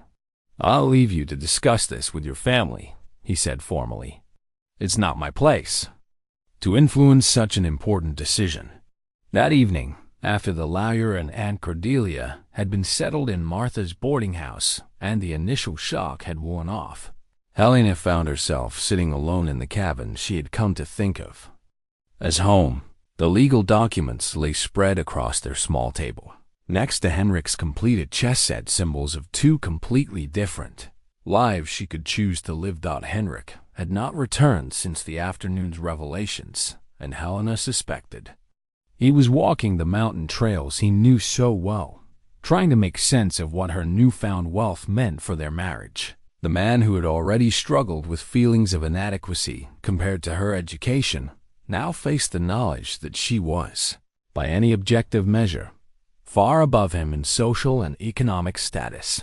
When he finally returned near midnight, his face was set in the careful neutrality Helena had learned to recognize as his defense against emotional pain. We need to talk, she said simply. I think your family said everything that needed saying, Henrik replied, not meeting her eyes. You're wealthy, Helena. Wealthy enough to have any life you want, anywhere you want to live it. How can I ask you to choose this? He gestured around their small cabin. When you could have mansions and servants and all the books and art and intellectual companionship your mind could desire. Because this is where I'm happy, Helena said fiercely. Because you are who I love. Because everything I was in Boston was borrowed from other people's expectations. But everything I am here is authentically mine. Is it? Henrik asked, and she could hear the years of self-doubt in his voice. Or have you been playing at frontier life because you thought you had no other choice? Now you know you do have a choice, every choice in the world. Helena stood and moved to the window that looked out over the sleeping settlement. In the moonlight, she could see the schoolhouse where she had found her calling, Martha's boarding house where the community gathered for celebration and mutual support. Brennan's clinic where she had discovered her ability to heal as well as teach. Henrik, she said softly, do you remember what you told me about why you left the seminary? You said you couldn't offer comfort you didn't feel, hope you didn't believe in. Yes, that's what going back to Boston would be for me. I would be living a beautiful lie, surrounded by everything money can buy, but nothing that actually matters to who I've become. She turned to face him, and Henrik was struck by the certainty in her expression. The inheritance doesn't change who I am or what I want. If anything, it makes my choice clearer. I'm not staying here because I have to. I'm staying because this is where I belong. But the opportunities will still exist if I ever truly want them, Helena interrupted. But Henrik, can't you see? The most valuable thing my grandfather gave me wasn't money. It was the freedom to choose my own path without being driven by financial necessity. And I choose this. I choose us. I choose the life we're building together. Henrik studied her, face in the lamplight, searching for any sign of doubt or sacrifice. What he saw instead was the same clarity that had led her to accept his Latin proposal, the same recognition of rightness that had convinced him to risk his heart again. "Are you certain?" he asked. "Really certain? Because once we turn this down, there may be no going back." "I'm not turning it down," Helena said, surprising him. "I'm accepting it on my own terms. The inheritance gives us resources to build something even more meaningful here.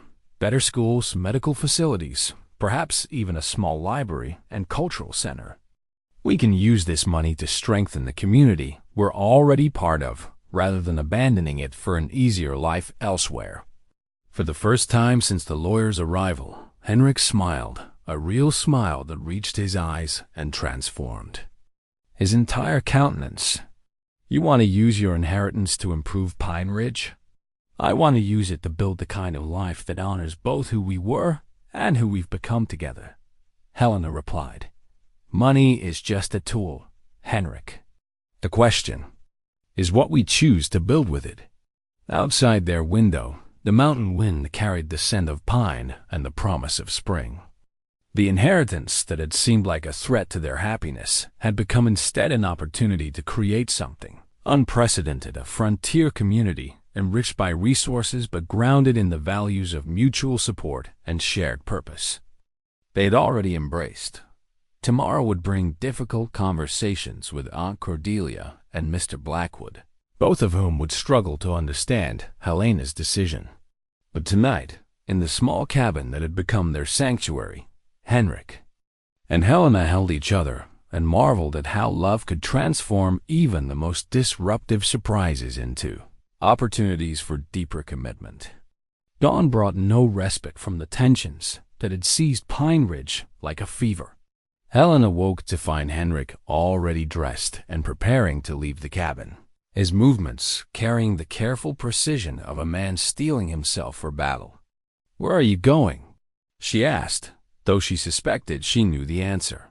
"To give you space to make your decision without my presence influencing you," Henrik replied, not meeting her eyes. "Your aunt made it clear last night that my being here makes things more difficult for everyone." The conversation with Aunt Cordelia the previous evening had been every bit as painful as Helena had anticipated. Her aunt had laid out the advantages of returning to Boston with the relentless logic of someone accustomed to getting her way through superior reasoning and social pressure. "Helena, dear," Aunt Cordelia had set over Martha's best china and carefully prepared supper. "You must understand this inheritance changes everything. You're no longer a woman making the best of limited circumstances. You're a person of substantial means who can choose to live anywhere, with anyone, in whatever manner brings you the greatest happiness and fulfillment." "I am happy," Helena had replied firmly. "I found work that matters, a community that values my contributions, and a husband who loves and respects me for who I actually am." "But darling," Aunt Cordelia had continued with maddening patience, "how can you be certain this is truly who you are when you've never had the freedom to explore all your options? With your inheritance, you could travel to Europe, study at the finest universities, surround yourself with the greatest minds and most refined society of our age. Surely you owe it to yourself to at least consider such possibilities." Mr. Blackwood had reinforced these arguments with more practical concerns. "Mrs. Larson, while I admire your commitment to your chosen life, I must point out certain legal and financial realities. The inheritance includes not just liquid assets, but properties and investments that require active management. Even if you choose to remain in Montana Territory, you would need to spend considerable time in the East, handling your business affairs." Now, as Helena watched her husband prepare to absent himself from what he clearly saw as a decision that might end their marriage, she felt the full weight of the choice she faced. It wasn't simply about money or location. It was about identity, loyalty, and the fundamental question of what constituted a life well lived. The settlement's morning. Routine continued around her as if nothing had changed, but Helena could sense the undercurrent of tension that her family's arrival had created. People greeted her with the same warmth as always, but their eyes held questions they were too polite to ask directly. Martha Walsh, however, had no such qualms about speaking her mind. She found Helena in the schoolhouse that morning, ostensibly helping to prepare lessons, but obviously struggling to concentrate. "That aunt of yours is a piece of work," Martha said without preamble. "Came down to breakfast acting like she owns the place, and everyone in it should be grateful for her presence. She means well," Helena replied automatically, though her heart wasn't in the defense. "Does she?" Martha challenged. "Because from where I sit, it looks like she's trying to convince you that everything good in your life here was just a mistake you made because you didn't know better." The bluntness of Martha's observation struck home. Helena realized that her aunt's arguments, however well-intentioned, carried the implicit assumption that frontier life was inherently inferior, that intelligence and refinement could only flourish in established cultural centers. "Martha," Helena said slowly, "do you think I've been fooling myself? Living a fantasy instead of accepting reality?" Martha's expression softened. "Honey, I've watched you for 6 months now. I've seen you teach children who'd given up on learning, nurse people through illness that could have killed them, and turn a solitary mountain man into a husband any woman would be proud to claim. If that's fantasy, then reality is highly overrated." But the doubts continued to plague Helena as the day wore on. When Doc Brennan stopped by the schoolhouse to check on her welfare, his concerns took a different direction. "I'm worried about Henrik," he said bluntly. "He's convinced himself that loving you means letting you go, and he's preparing to sacrifice his own happiness for what he thinks is your good." "What do you mean?" "He came to see me this morning," Doc explained. "Asked M.A. to help him arrange passage south. Said he might take work with a cattle outfit in Texas or Colorado. Claims he wants to give you freedom to choose without feeling guilty about abandoning him." The revelation hit Helena like a physical blow. Henrik was planning to leave Pine Ridge to abandon not just their marriage, but the community he had called home for years, rather than be seen as an obstacle to her happiness. "He can't do that," Helena said fiercely. "This is his home. These are his people. He belongs here." "Try telling him that," Doc replied. "He's got it fixed in his mind that he's being selfish by wanting you to stay. Keeps talking about how you deserve better than what a former seminarian turned mountain man can provide." That afternoon brought another complication that made Helena's choice even more urgent. Pastor Vincent appeared at her door with news that made her stomach clench with anxiety. "Your aunt has been making inquiries," he said carefully, "about the legality of your marriage, about whether a ceremony performed in such circumstances, without proper banns or formal preparation, might be considered irregular." "What are you saying?" "I'm saying she's exploring whether your marriage could be annulled on technical grounds," Pastor Vincent replied. "If you returned east and the marriage were declared invalid, you would be free to marry someone your family considers more suitable." The cold calculation behind this strategy left Helena breathless with anger. Her aunt wasn't just questioning her choices. She was actively working to undermine the legal foundation of her marriage thought as evening approached.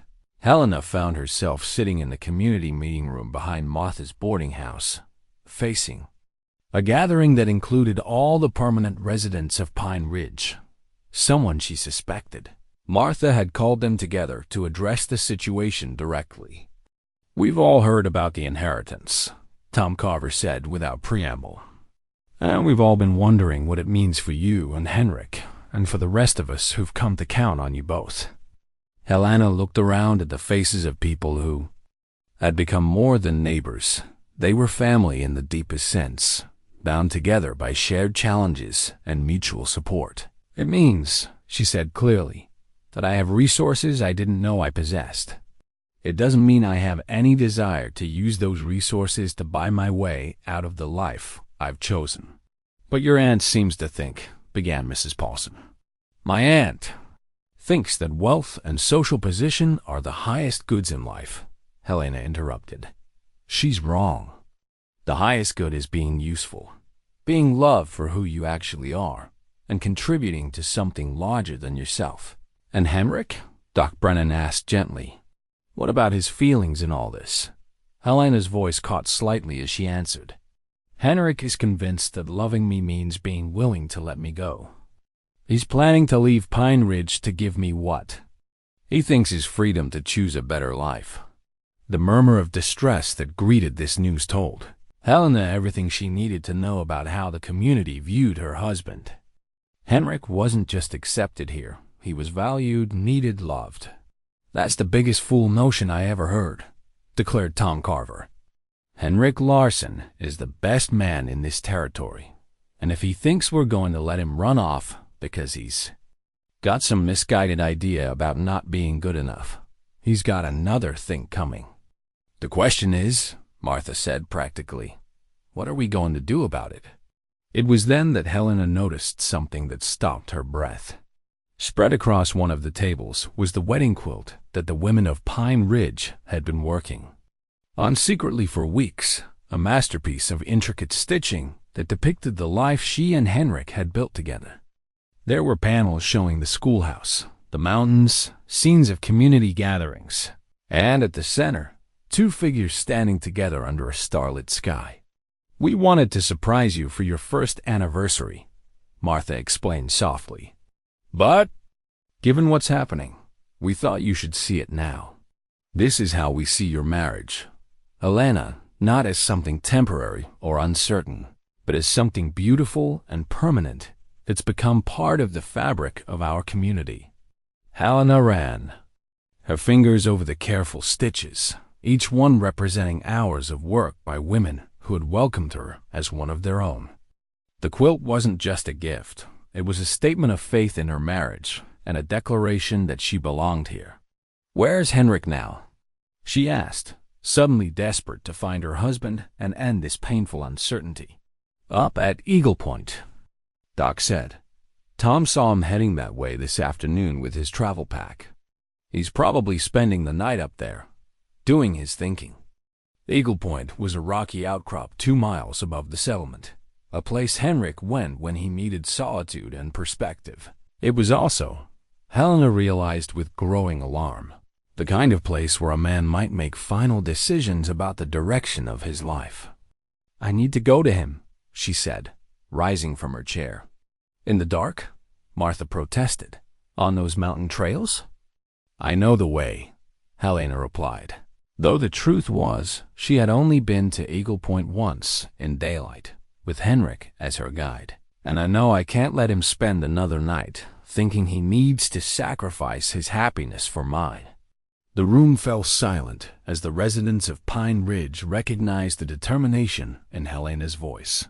This wasn't the refined Boston lady who had arrived 8 months ago. This was a woman who had found her strength and was prepared to fight for what mattered most. I'll come with you, Tom Carver offered. No, Helena said firmly. This is something I need to do alone. Henrik and I started with words spoken in Latin that only we understood. Whatever resolution we find needs to come from the same place, from understanding that only we can share. As she prepared to climb the mountain trail in darkness, carrying a lantern and wearing Henrik's spare coat for warmth, Helena reflected on how completely her life had changed. The woman who had once been afraid to express an opinion, contrary to her parents' wishes, was now prepared to climb a mountain in the dark to save her marriage. The inheritance documents lay on the table in their cabin, unsigned and awaiting her decision. But Helena had realized that the choice wasn't really about money or geography. It was about courage. The courage to trust that love was worth fighting for, that some things mattered more than comfort or convention, and that the life she had, built with Henrik, was precious enough to defend against any force that threatened to destroy it. The mountain trail stretched upward into the darkness, illuminated only by her wavering lantern light. Somewhere above, the man she loved was wrestling with his own demons, preparing to sacrifice everything they had built together for what he mistakenly believed was her greater good. Helena climbed steadily toward Eagle Point, toward the confrontation. That would determine not just their future, but the very nature of what their love could survive. The climb to Eagle Point in darkness proved more treacherous than Helena had anticipated. What had seemed like a manageable adventure in the warmth of the community meeting room became a test of determination and physical endurance as she navigated rocky switchbacks by lantern light. The thin mountain air made each step an effort, and the temperature dropped steadily as she gained elevation. But nothing, not the cold, not the difficult terrain, not the voice in her head that whispered she was being foolish could diminish her resolve to reach Henrik before he made a decision that would destroy everything they had built together. She found him sitting on the rocky ledge that gave Eagle Point its name, silhouetted against the star-filled sky with his back to the trail. A small campfire burned beside him, and his travel pack lay nearby, evidence that he had indeed come here to make final preparations for leaving Pine Ridge. "I was wondering when you'd follow me up here," Henrik said without turning around, as if he had been expecting her arrival. "Then you know why I came," Helena replied, setting down her lantern and moving to stand beside him. The view from Eagle Point was breathtaking even in darkness. Pine Ridge lay spread below them like a handful of scattered jewels, each lighted window representing lives intertwined in the complex web of community. Beyond the settlement, the mountains stretched endlessly in all directions, vast and eternal under the canopy of stars. "This is where I come to remember how small I am," Henrik sighed quietly. "How small we all are in the face of something this large and permanent. Is that supposed to make me feel better about you planning to leave?" Helena asked, not bothering to hide the hurt in her voice. Henrik finally turned to look at her, and she could see tears tracking down his weathered cheeks in the firelight. "I'm trying to do what's right for you, Helena. Trying to love you enough to let you go." "And did it ever occur to you to ask me what I thought was right for me?" The question hung between them in the thin mountain air. Henrik had been so focused on his own feelings of inadequacy, so convinced that love required sacrifice, that he had never considered Helena might have her own thoughts about what their future should hold. "Your aunt showed me the inheritance documents," he said finally. $200,000, Helena. Properties in Newport and Philadelphia. You could live like a queen anywhere in the world, and here I am asking you to share a one-room cabin with a man who can barely read Latin anymore, much less offer you the intellectual companionship you deserve. Helena sat down beside him on the rocky ledge, close enough that their shoulders touched. "Henrik, do you remember what you said to me the night you showed me your Latin Bible? About truth not always being comforting?" "Yes. Then let me tell you some uncomfortable truths. First, I didn't marry you for intellectual companionship. I married you because you saw who I really was and loved that person. Second, money doesn't create happiness. It just provides options. And third, the life I had in Boston wasn't inferior because it lacked material comfort. It was inferior because it lacked authenticity." She pulled a folded paper from her coat pocket, one of the inheritance documents she had retrieved from their cabin before beginning her climb. "This is a train ticket," she said, holding it up to catch the firelight. "Mr. Blackwood purchased it for me. First-class passage to Boston, departing tomorrow from the railroad town. Do you know what this represents to me?" Henrik shook his head, afraid to guess. "Freedom," Helena said simply. "Not the freedom to leave, but the freedom to stay by choice rather than necessity. For the first time in my life, I have enough money to live anywhere, do anything, be anyone I choose to be. And I choose this place, this life, this man, who thinks so little of himself that he's willing to sacrifice his own happiness for what he imagines might be mine." She stood and walked to the edge of the rocky outcrop, holding the train ticket in her outstretched hand. "Henrik, do you trust me?" "With my life," he replied without hesitation. "Then trust me with this decision." Helena released the ticket into the mountain wind. They watched together as it caught the air currents and spiraled away into the darkness, disappearing into the vast wilderness that surrounded them. "There," she said, turning back to face her husband. "I've made my choice. The question now is whether you're brave enough to accept it." Henrik stared at her as if seeing her clearly for the first time. The woman standing before him in the flickering firelight wasn't the refined Boston lady he had feared he was inadequate to deserve.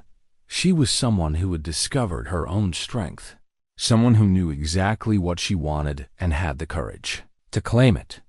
"Helena," he said, his voice breaking with emotion, "I was so afraid I was trapping you, keeping you from a better life. The only thing that could trap me would be if you left." She interrupted fiercely. "Henrik, don't you understand? You're not the consolation prize I'm settling for, because I don't have better options. You're the best thing that ever happened to me. The person who helped me discover who I really am when I'm free to be authentic." She knelt beside him and took his hands in hers. "Do you remember our wedding night when you told me about losing your family to typhoid? You said you left the seminary because you couldn't offer comfort you didn't feel.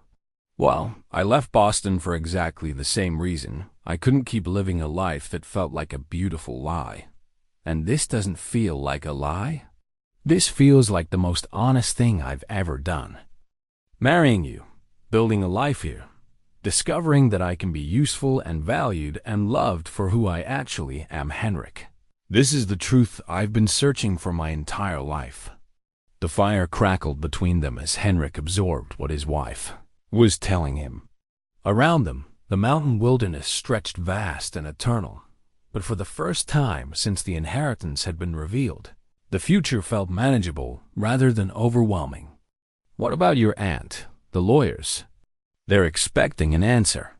Helena smiled, and Henrik was struck by how peaceful she looked despite everything they had been through. "They'll get their answer tomorrow. I'm going to accept the inheritance. On my own terms, use it to build something here that honors both where I came from and where I belong now." "What do you mean?" "I mean we're going to transform Pine Ridge into something unprecedented. Community that combines the best of frontier independence with the resources to support education, healthcare, and cultural enrichment. We're going to prove that civilization isn't about location or social status. It's about how people treat each other and what they build together." The vision Helena painted was ambitious and inspiring, but Henrik could see the practical challenges it would involve. That kind of undertaking would require both of us to be completely committed, completely present. "Are you certain you're ready for that level of investment in this place?" Helena leaned forward and kissed him, soft and sure under the canopy of stars. "Henrik, I've been ready since the moment I understood your Latin and decided to answer in kind. The inheritance just gives us the tools to build something even more meaningful than we originally imagined." As they sat together on the rocky ledge, sharing the warmth of the fire and watching the stars wheel overhead, both Helena and Henrik felt the peace that comes with finally understanding what you're fighting for. Tomorrow would bring difficult conversations with Aunt Cordelia and Mr. Blackwood, both of whom would struggle to understand decisions that prioritized authenticity over convention. But tonight, on Eagle Point, they had rediscovered what they had recognized in each other from the beginning, two people whose minds and hearts worked in harmony, whose individual strengths combined to create something larger and more meaningful than either could achieve alone. The mountain wind carried the scent of pine and the promise of spring, but it no longer felt cold or threatening. Instead, it whispered of possibility, of the life they would continue building together, and of the love that had proven strong enough to survive every test that circumstance had imposed upon it. Dawn broke over Pine Ridge with the kind of crystalline clarity that made the mountains look close enough to touch. Helena and Henrik descended from Eagle Point together, their hands clasped and their faces bearing the serene confidence of people who had fought for their love and won. The settlement was already stirring as they walked down the main path, and Helena could see curious faces appearing at windows and doorways. Word of her midnight climb had obviously spread, and everyone was eager to learn what decisions had been made on the mountain. Martha Wash emerged from her boarding house with the brisk efficiency of someone who had been awake for hours, preparing for whatever drama the day might bring. "About time you two came down," she said with obvious relief. "Your aunt's been pacing the front room since before sunrise, demanding to know where you went. Is she very angry?" Helena asked, though she felt remarkably calm about the prospect of confronting Aunt Cordelia's displeasure. "She's something," Martha replied diplomatically. "Mr. Blackwood seems more concerned about the legal implications of your absence. Something about needing signed documents to finalize the inheritance transfer."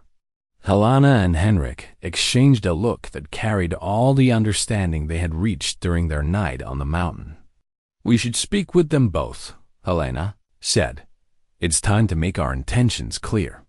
They found Aunt Cordelia and Mr. Blackwood in Martha's front parlor, the elegant lawyer looking distinctly uncomfortable in surroundings that fell far short of his usual standards, while Aunt Cordelia radiated the controlled fury of someone whose carefully laid plans had been disrupted.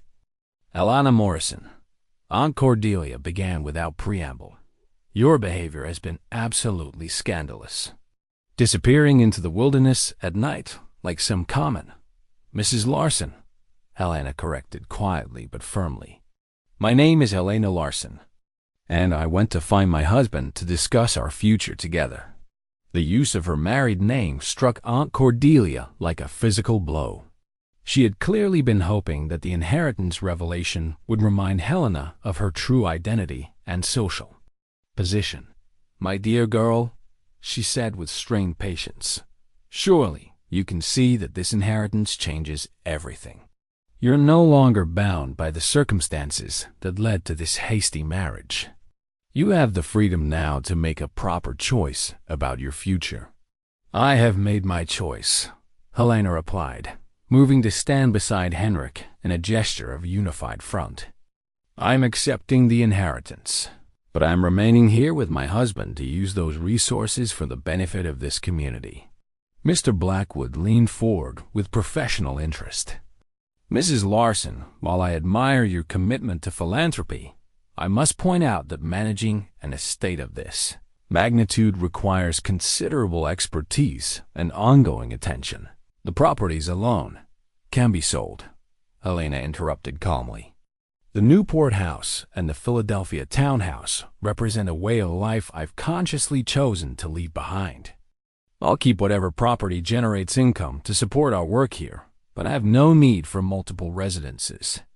"But Helena," Aunt Cordelia said, her voice rising in distress, "think of what you're throwing away. Society, culture, the opportunity to influence important affairs, to marry someone of real significance." "I have married someone of real significance," Helena said, her voice carrying the quiet authority of absolute conviction. "Henrik is a man of intelligence, integrity, and courage. He's contributed to this community in ways that matter, and together we're building something that honors both individual dignity and collective welfare. That seems like real significance to me." Henrik stepped forward, and when he spoke, his voice carried none of the uncertainty that had plagued him during the past days. "Mrs. Ashworth, with respect, you seem to believe that Helena is making a sacrifice by staying here. But from where I stand, I'm the one receiving the greater gift." He gestured toward the window that looked out over the settlement. "Your niece has transformed not just this community, but every life she's touched, including mine. She's proven that education isn't about accumulating knowledge for its own sake. It's about developing the wisdom to use what you know in service of others." Aunt Cordelia stared at Henrik, as if seeing him clearly for the first time. The rough mountain man she had dismissed was speaking with the articulation and insight of someone whose mind had been shaped by serious study and deep reflection. "You're not what I expected," she admitted reluctantly. "Neither is Helena," Henrik replied. "She's better than anything you or I expected. The question is whether you'll trust her judgment about her own life." Mr. Blackwood cleared his throat. Diplomatically, "If I may, Mrs. Larson, regardless of your personal decisions, there are practical matters that require attention. The inheritance includes active business investments that generate substantial income. Even if you choose to live simply, you'll need legal and financial management." "Of course," Helena agreed. "I'm prepared to establish those arrangements. But Mr. Blackwood, I want to make something clear. This inheritance isn't changing who I am or what I value. It's simply giving me better tools to build the life I've already chosen." From her reticule, Helena withdrew a folded paper, not the train ticket she had released to the wind, but another document entirely. "These are my wedding vows," she said, unfolding the paper to reveal Henrik's careful handwriting in both English and Latin. "Henrik wrote them for me on our wedding night, a promise not just of love, but of partnership in building something meaningful together." She read aloud in Henrik's clear script. "Te in omnibus rebus comes esse prometo, non quia debio, sed quia volo. I promise to be your companion in all things, not because I must, but because I choose to." "That choice still holds," Helena continued, looking directly at her aunt. "The inheritance doesn't change what I promised or what I want. If anything, it makes me more capable of fulfilling those promises." Aunt Cordelia was quiet for a long moment, studying her niece and the man she had chosen. When she finally spoke, her voice carried a note of defeat mixed with grudging admiration. "Your grandfather would be proud of you," she said softly. "He always said you had more steel in your spine than anyone gave you credit for." "I suppose I hoped." She paused, struggling with words. "I hoped you might want the kind of life I never had the courage to claim for myself." The admission hung in the air, revealing depths of personal regret that Aunt Cordelia had never before acknowledged. Helena moved to sit beside her aunt, understanding suddenly that the opposition hadn't been about Helena's choices, but about Cordelia's own sense of missed opportunities. "Aunt Cordelia," Helena said gently, "it's not too late for you to make different choices, too. You could stay here for a while, see what we're building. You might find that the values you've been defending aren't the only ones worth pursuing." For a moment, Cordelia's carefully maintained composure wavered, and Helena glimpsed the younger woman who had once had dreams beyond social position and appropriate marriages. But the moment passed, and Cordelia resumed her familiar mask of aristocratic dignity. "I am too old for such adventures," she said firmly. "But I can see that you've found something genuine here, something that makes you happy in a way I never managed to achieve." Mr. Blackwood, sensing that the emotional crisis had passed, returned to practical matters. "Mrs. Larson, if you're determined to proceed with this course, we'll need to establish proper legal frameworks for managing your inheritance. I can recommend attorneys in Denver who specialize in territorial law and development projects." "Thank you," Helena replied. "I appreciate your guidance, and I hope you'll continue to serve as my representative in Boston for any matters that require attention there." The latter nodded professionally, though his expression suggested he still couldn't quite comprehend why anyone would choose frontier life over Boston society. As the morning progressed and the immediate crisis resolved itself into practical arrangements, the residents of Pine Ridge began to understand that Helena and Henrik would not only be staying, but would be bringing resources that could transform their small community into something unprecedented. Doc Brennan was the first to grasp the full implications. "Helena, are you saying you want to invest in improving our medical facilities? Perhaps establishing a proper hospital?" "Among other things," Helena replied.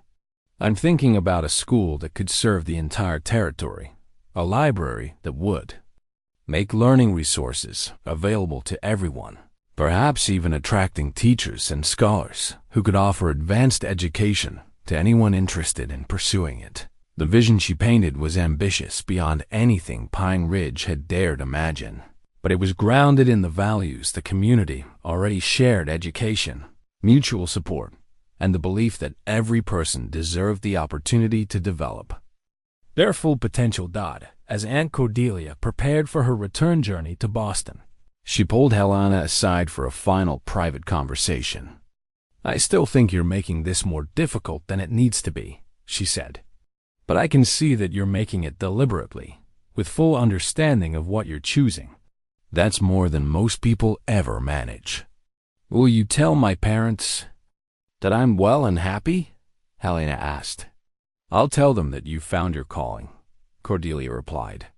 "Whether they understand what that means will be up to them." The carriage that would take Aunt Cordelia and Mr. Blackwood back to the railroad town waited in front of Martha's boarding house, loaded with luggage and legal documents that would set in motion the complex process of transferring Helena's inheritance, while respecting her decision to remain in Montana Territory. As the carriage disappeared around the bend that led down from Pine Ridge, Helena and Henrik stood together on the main path of their community, surrounded by neighbors who had become family and facing a future that combined their deepest values with unprecedented opportunities to serve something larger than themselves. The wedding quilt that the women had finished lay draped across their arms, a masterpiece of craftsmanship that told the story of their love and captured the spirit of the community they had helped to create. It would hang in their cabin as a reminder of how much they had built together and how much more they could accomplish with resources that matched their vision. 1 year later, Pine Ridge had transformed into something that defied easy categorization. It remained a frontier settlement in the Montana Territory, but it was also becoming a beacon of what frontier life could accomplish when vision and resources combined with community determination. Helena stood in the doorway of the new schoolhouse, 3 times larger than the original building and equipped with proper desks, an extensive library, and even a small laboratory for scientific instruction. Through the windows, she could see the medical clinic that Doc Brennan now operated with the assistance of 2 trained nurses, who had come west specifically to join their experiment in community-centered healthcare. But perhaps most remarkably, she could see Henrik working with a group of men on the framework of what would become the Territorial Training Institute, a school designed to prepare young people for careers in everything from engineering to teaching to territorial governance. It was an ambitious project that had drawn attention from as far away as Denver and San Francisco, but it was grounded in the practical needs of people building lives in challenging circumstances. Helena's hand moved instinctively to the gentle swell beneath her dress, a pregnancy that had surprised both her and Henrik 6 months earlier, defying the Boston doctor's grim predictions about her reproductive prospects. At 31, she was older than most first-time mothers on the frontier, but her health had never been better, and Doc Brennan proclaimed her the most robust, expectant mother he had ever attended. "Still watching Henrik build your dreams into reality?" Martha Walsh asked, joining Helena in the doorway with 2 cups of coffee and the satisfied smile of someone who had been proven absolutely right about a situation others had doubted. "Our dreams," Helena corrected, accepting the coffee gratefully. "I may have brought the money, but Henrik brings something even more valuable, the understanding of how to build sustainably in this environment." The sound of children's voices drew their attention to the schoolyard, where a group of young students were engaged in an unusual lesson. Helena smiled as she recognized the activity. Henrik was teaching them basic Latin phrases while they helped him measure and mark timber for construction. It was exactly the kind of integrated learning that made their educational approach so effective. "Magister Henrik," called out young Billy Carver, now 11 and tall for his age, "how do you say this beam is crooked in Latin?" "Hoc tignum curvum est," Henrik replied, checking the boy's measurement with the careful attention he gave to all his teaching moments. But remember, Billy, sometimes what looks crooked from one angle proves to be perfectly straight when you see it properly. It was a philosophical observation disguised as a practical lesson. Exactly the kind of wisdom that had made Henrik an unexpectedly popular teacher among both children and adults. 3 evenings a week, he offered classes in classical languages and literature for anyone in the settlement who was interested, and the attendance had grown to include people from neighboring communities who rode hours to participate. Helena felt a flutter of movement beneath her ribs and placed her hand over the spot where their child was making its presence known. The baby was due in late spring, and both Helena and Henrik found themselves marveling daily at the unexpected gift of pending parenthood. "Any word from your family?" Martha asked, noting the direction of Helena's gaze toward the mail that had arrived with the morning supply wagon. "A letter from Aunt Cordelia," Helena replied, pulling the envelope from her apron pocket. "She's been surprisingly supportive, actually. Even convinced my parents to establish a small trust fund for the baby's education, their way of maintaining connection while respecting our choices." The reconciliation with her family had been gradual and incomplete, but it represented progress that Helena had not dared hope for a year ago. Her parents still couldn't understand why she had chosen frontier life over Boston society, but they had begun to accept that her happiness was genuine and that Henrik was not the fortune hunter they had initially assumed him to be.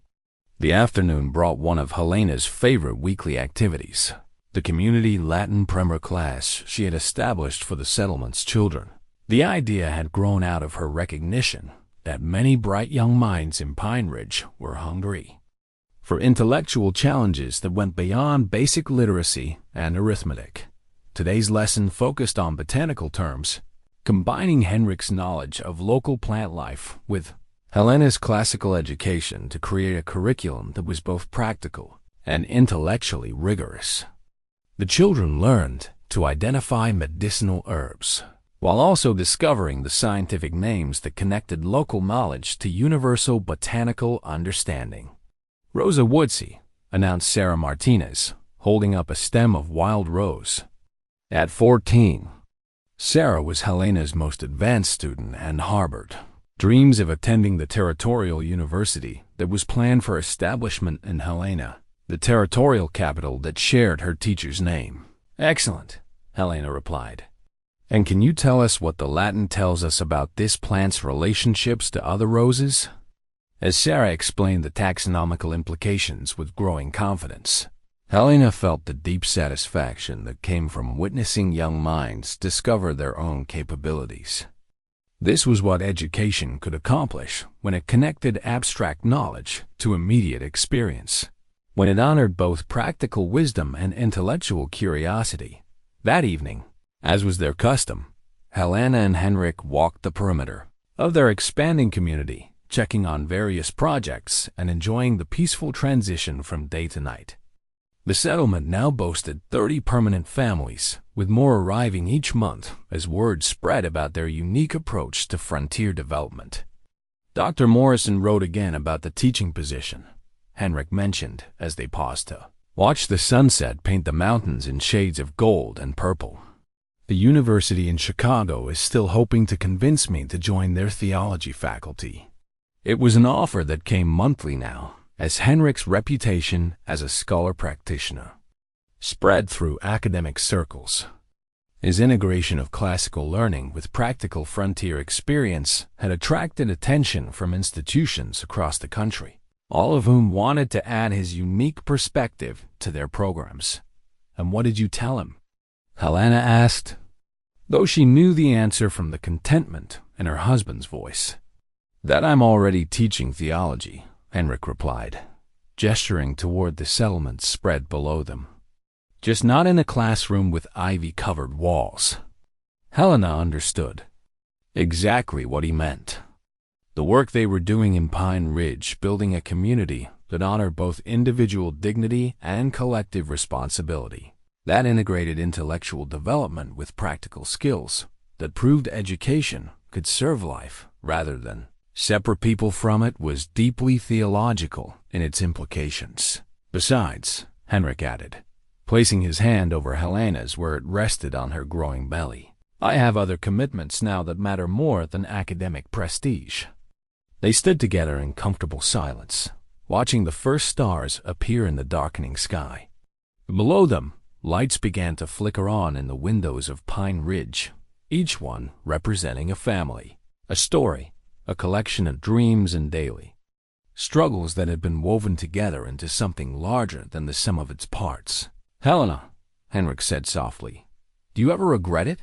Giving up the life you could have had with all that money in Boston? Helena considered the question seriously, as she always did when Henrik's occasional insecurities surfaced.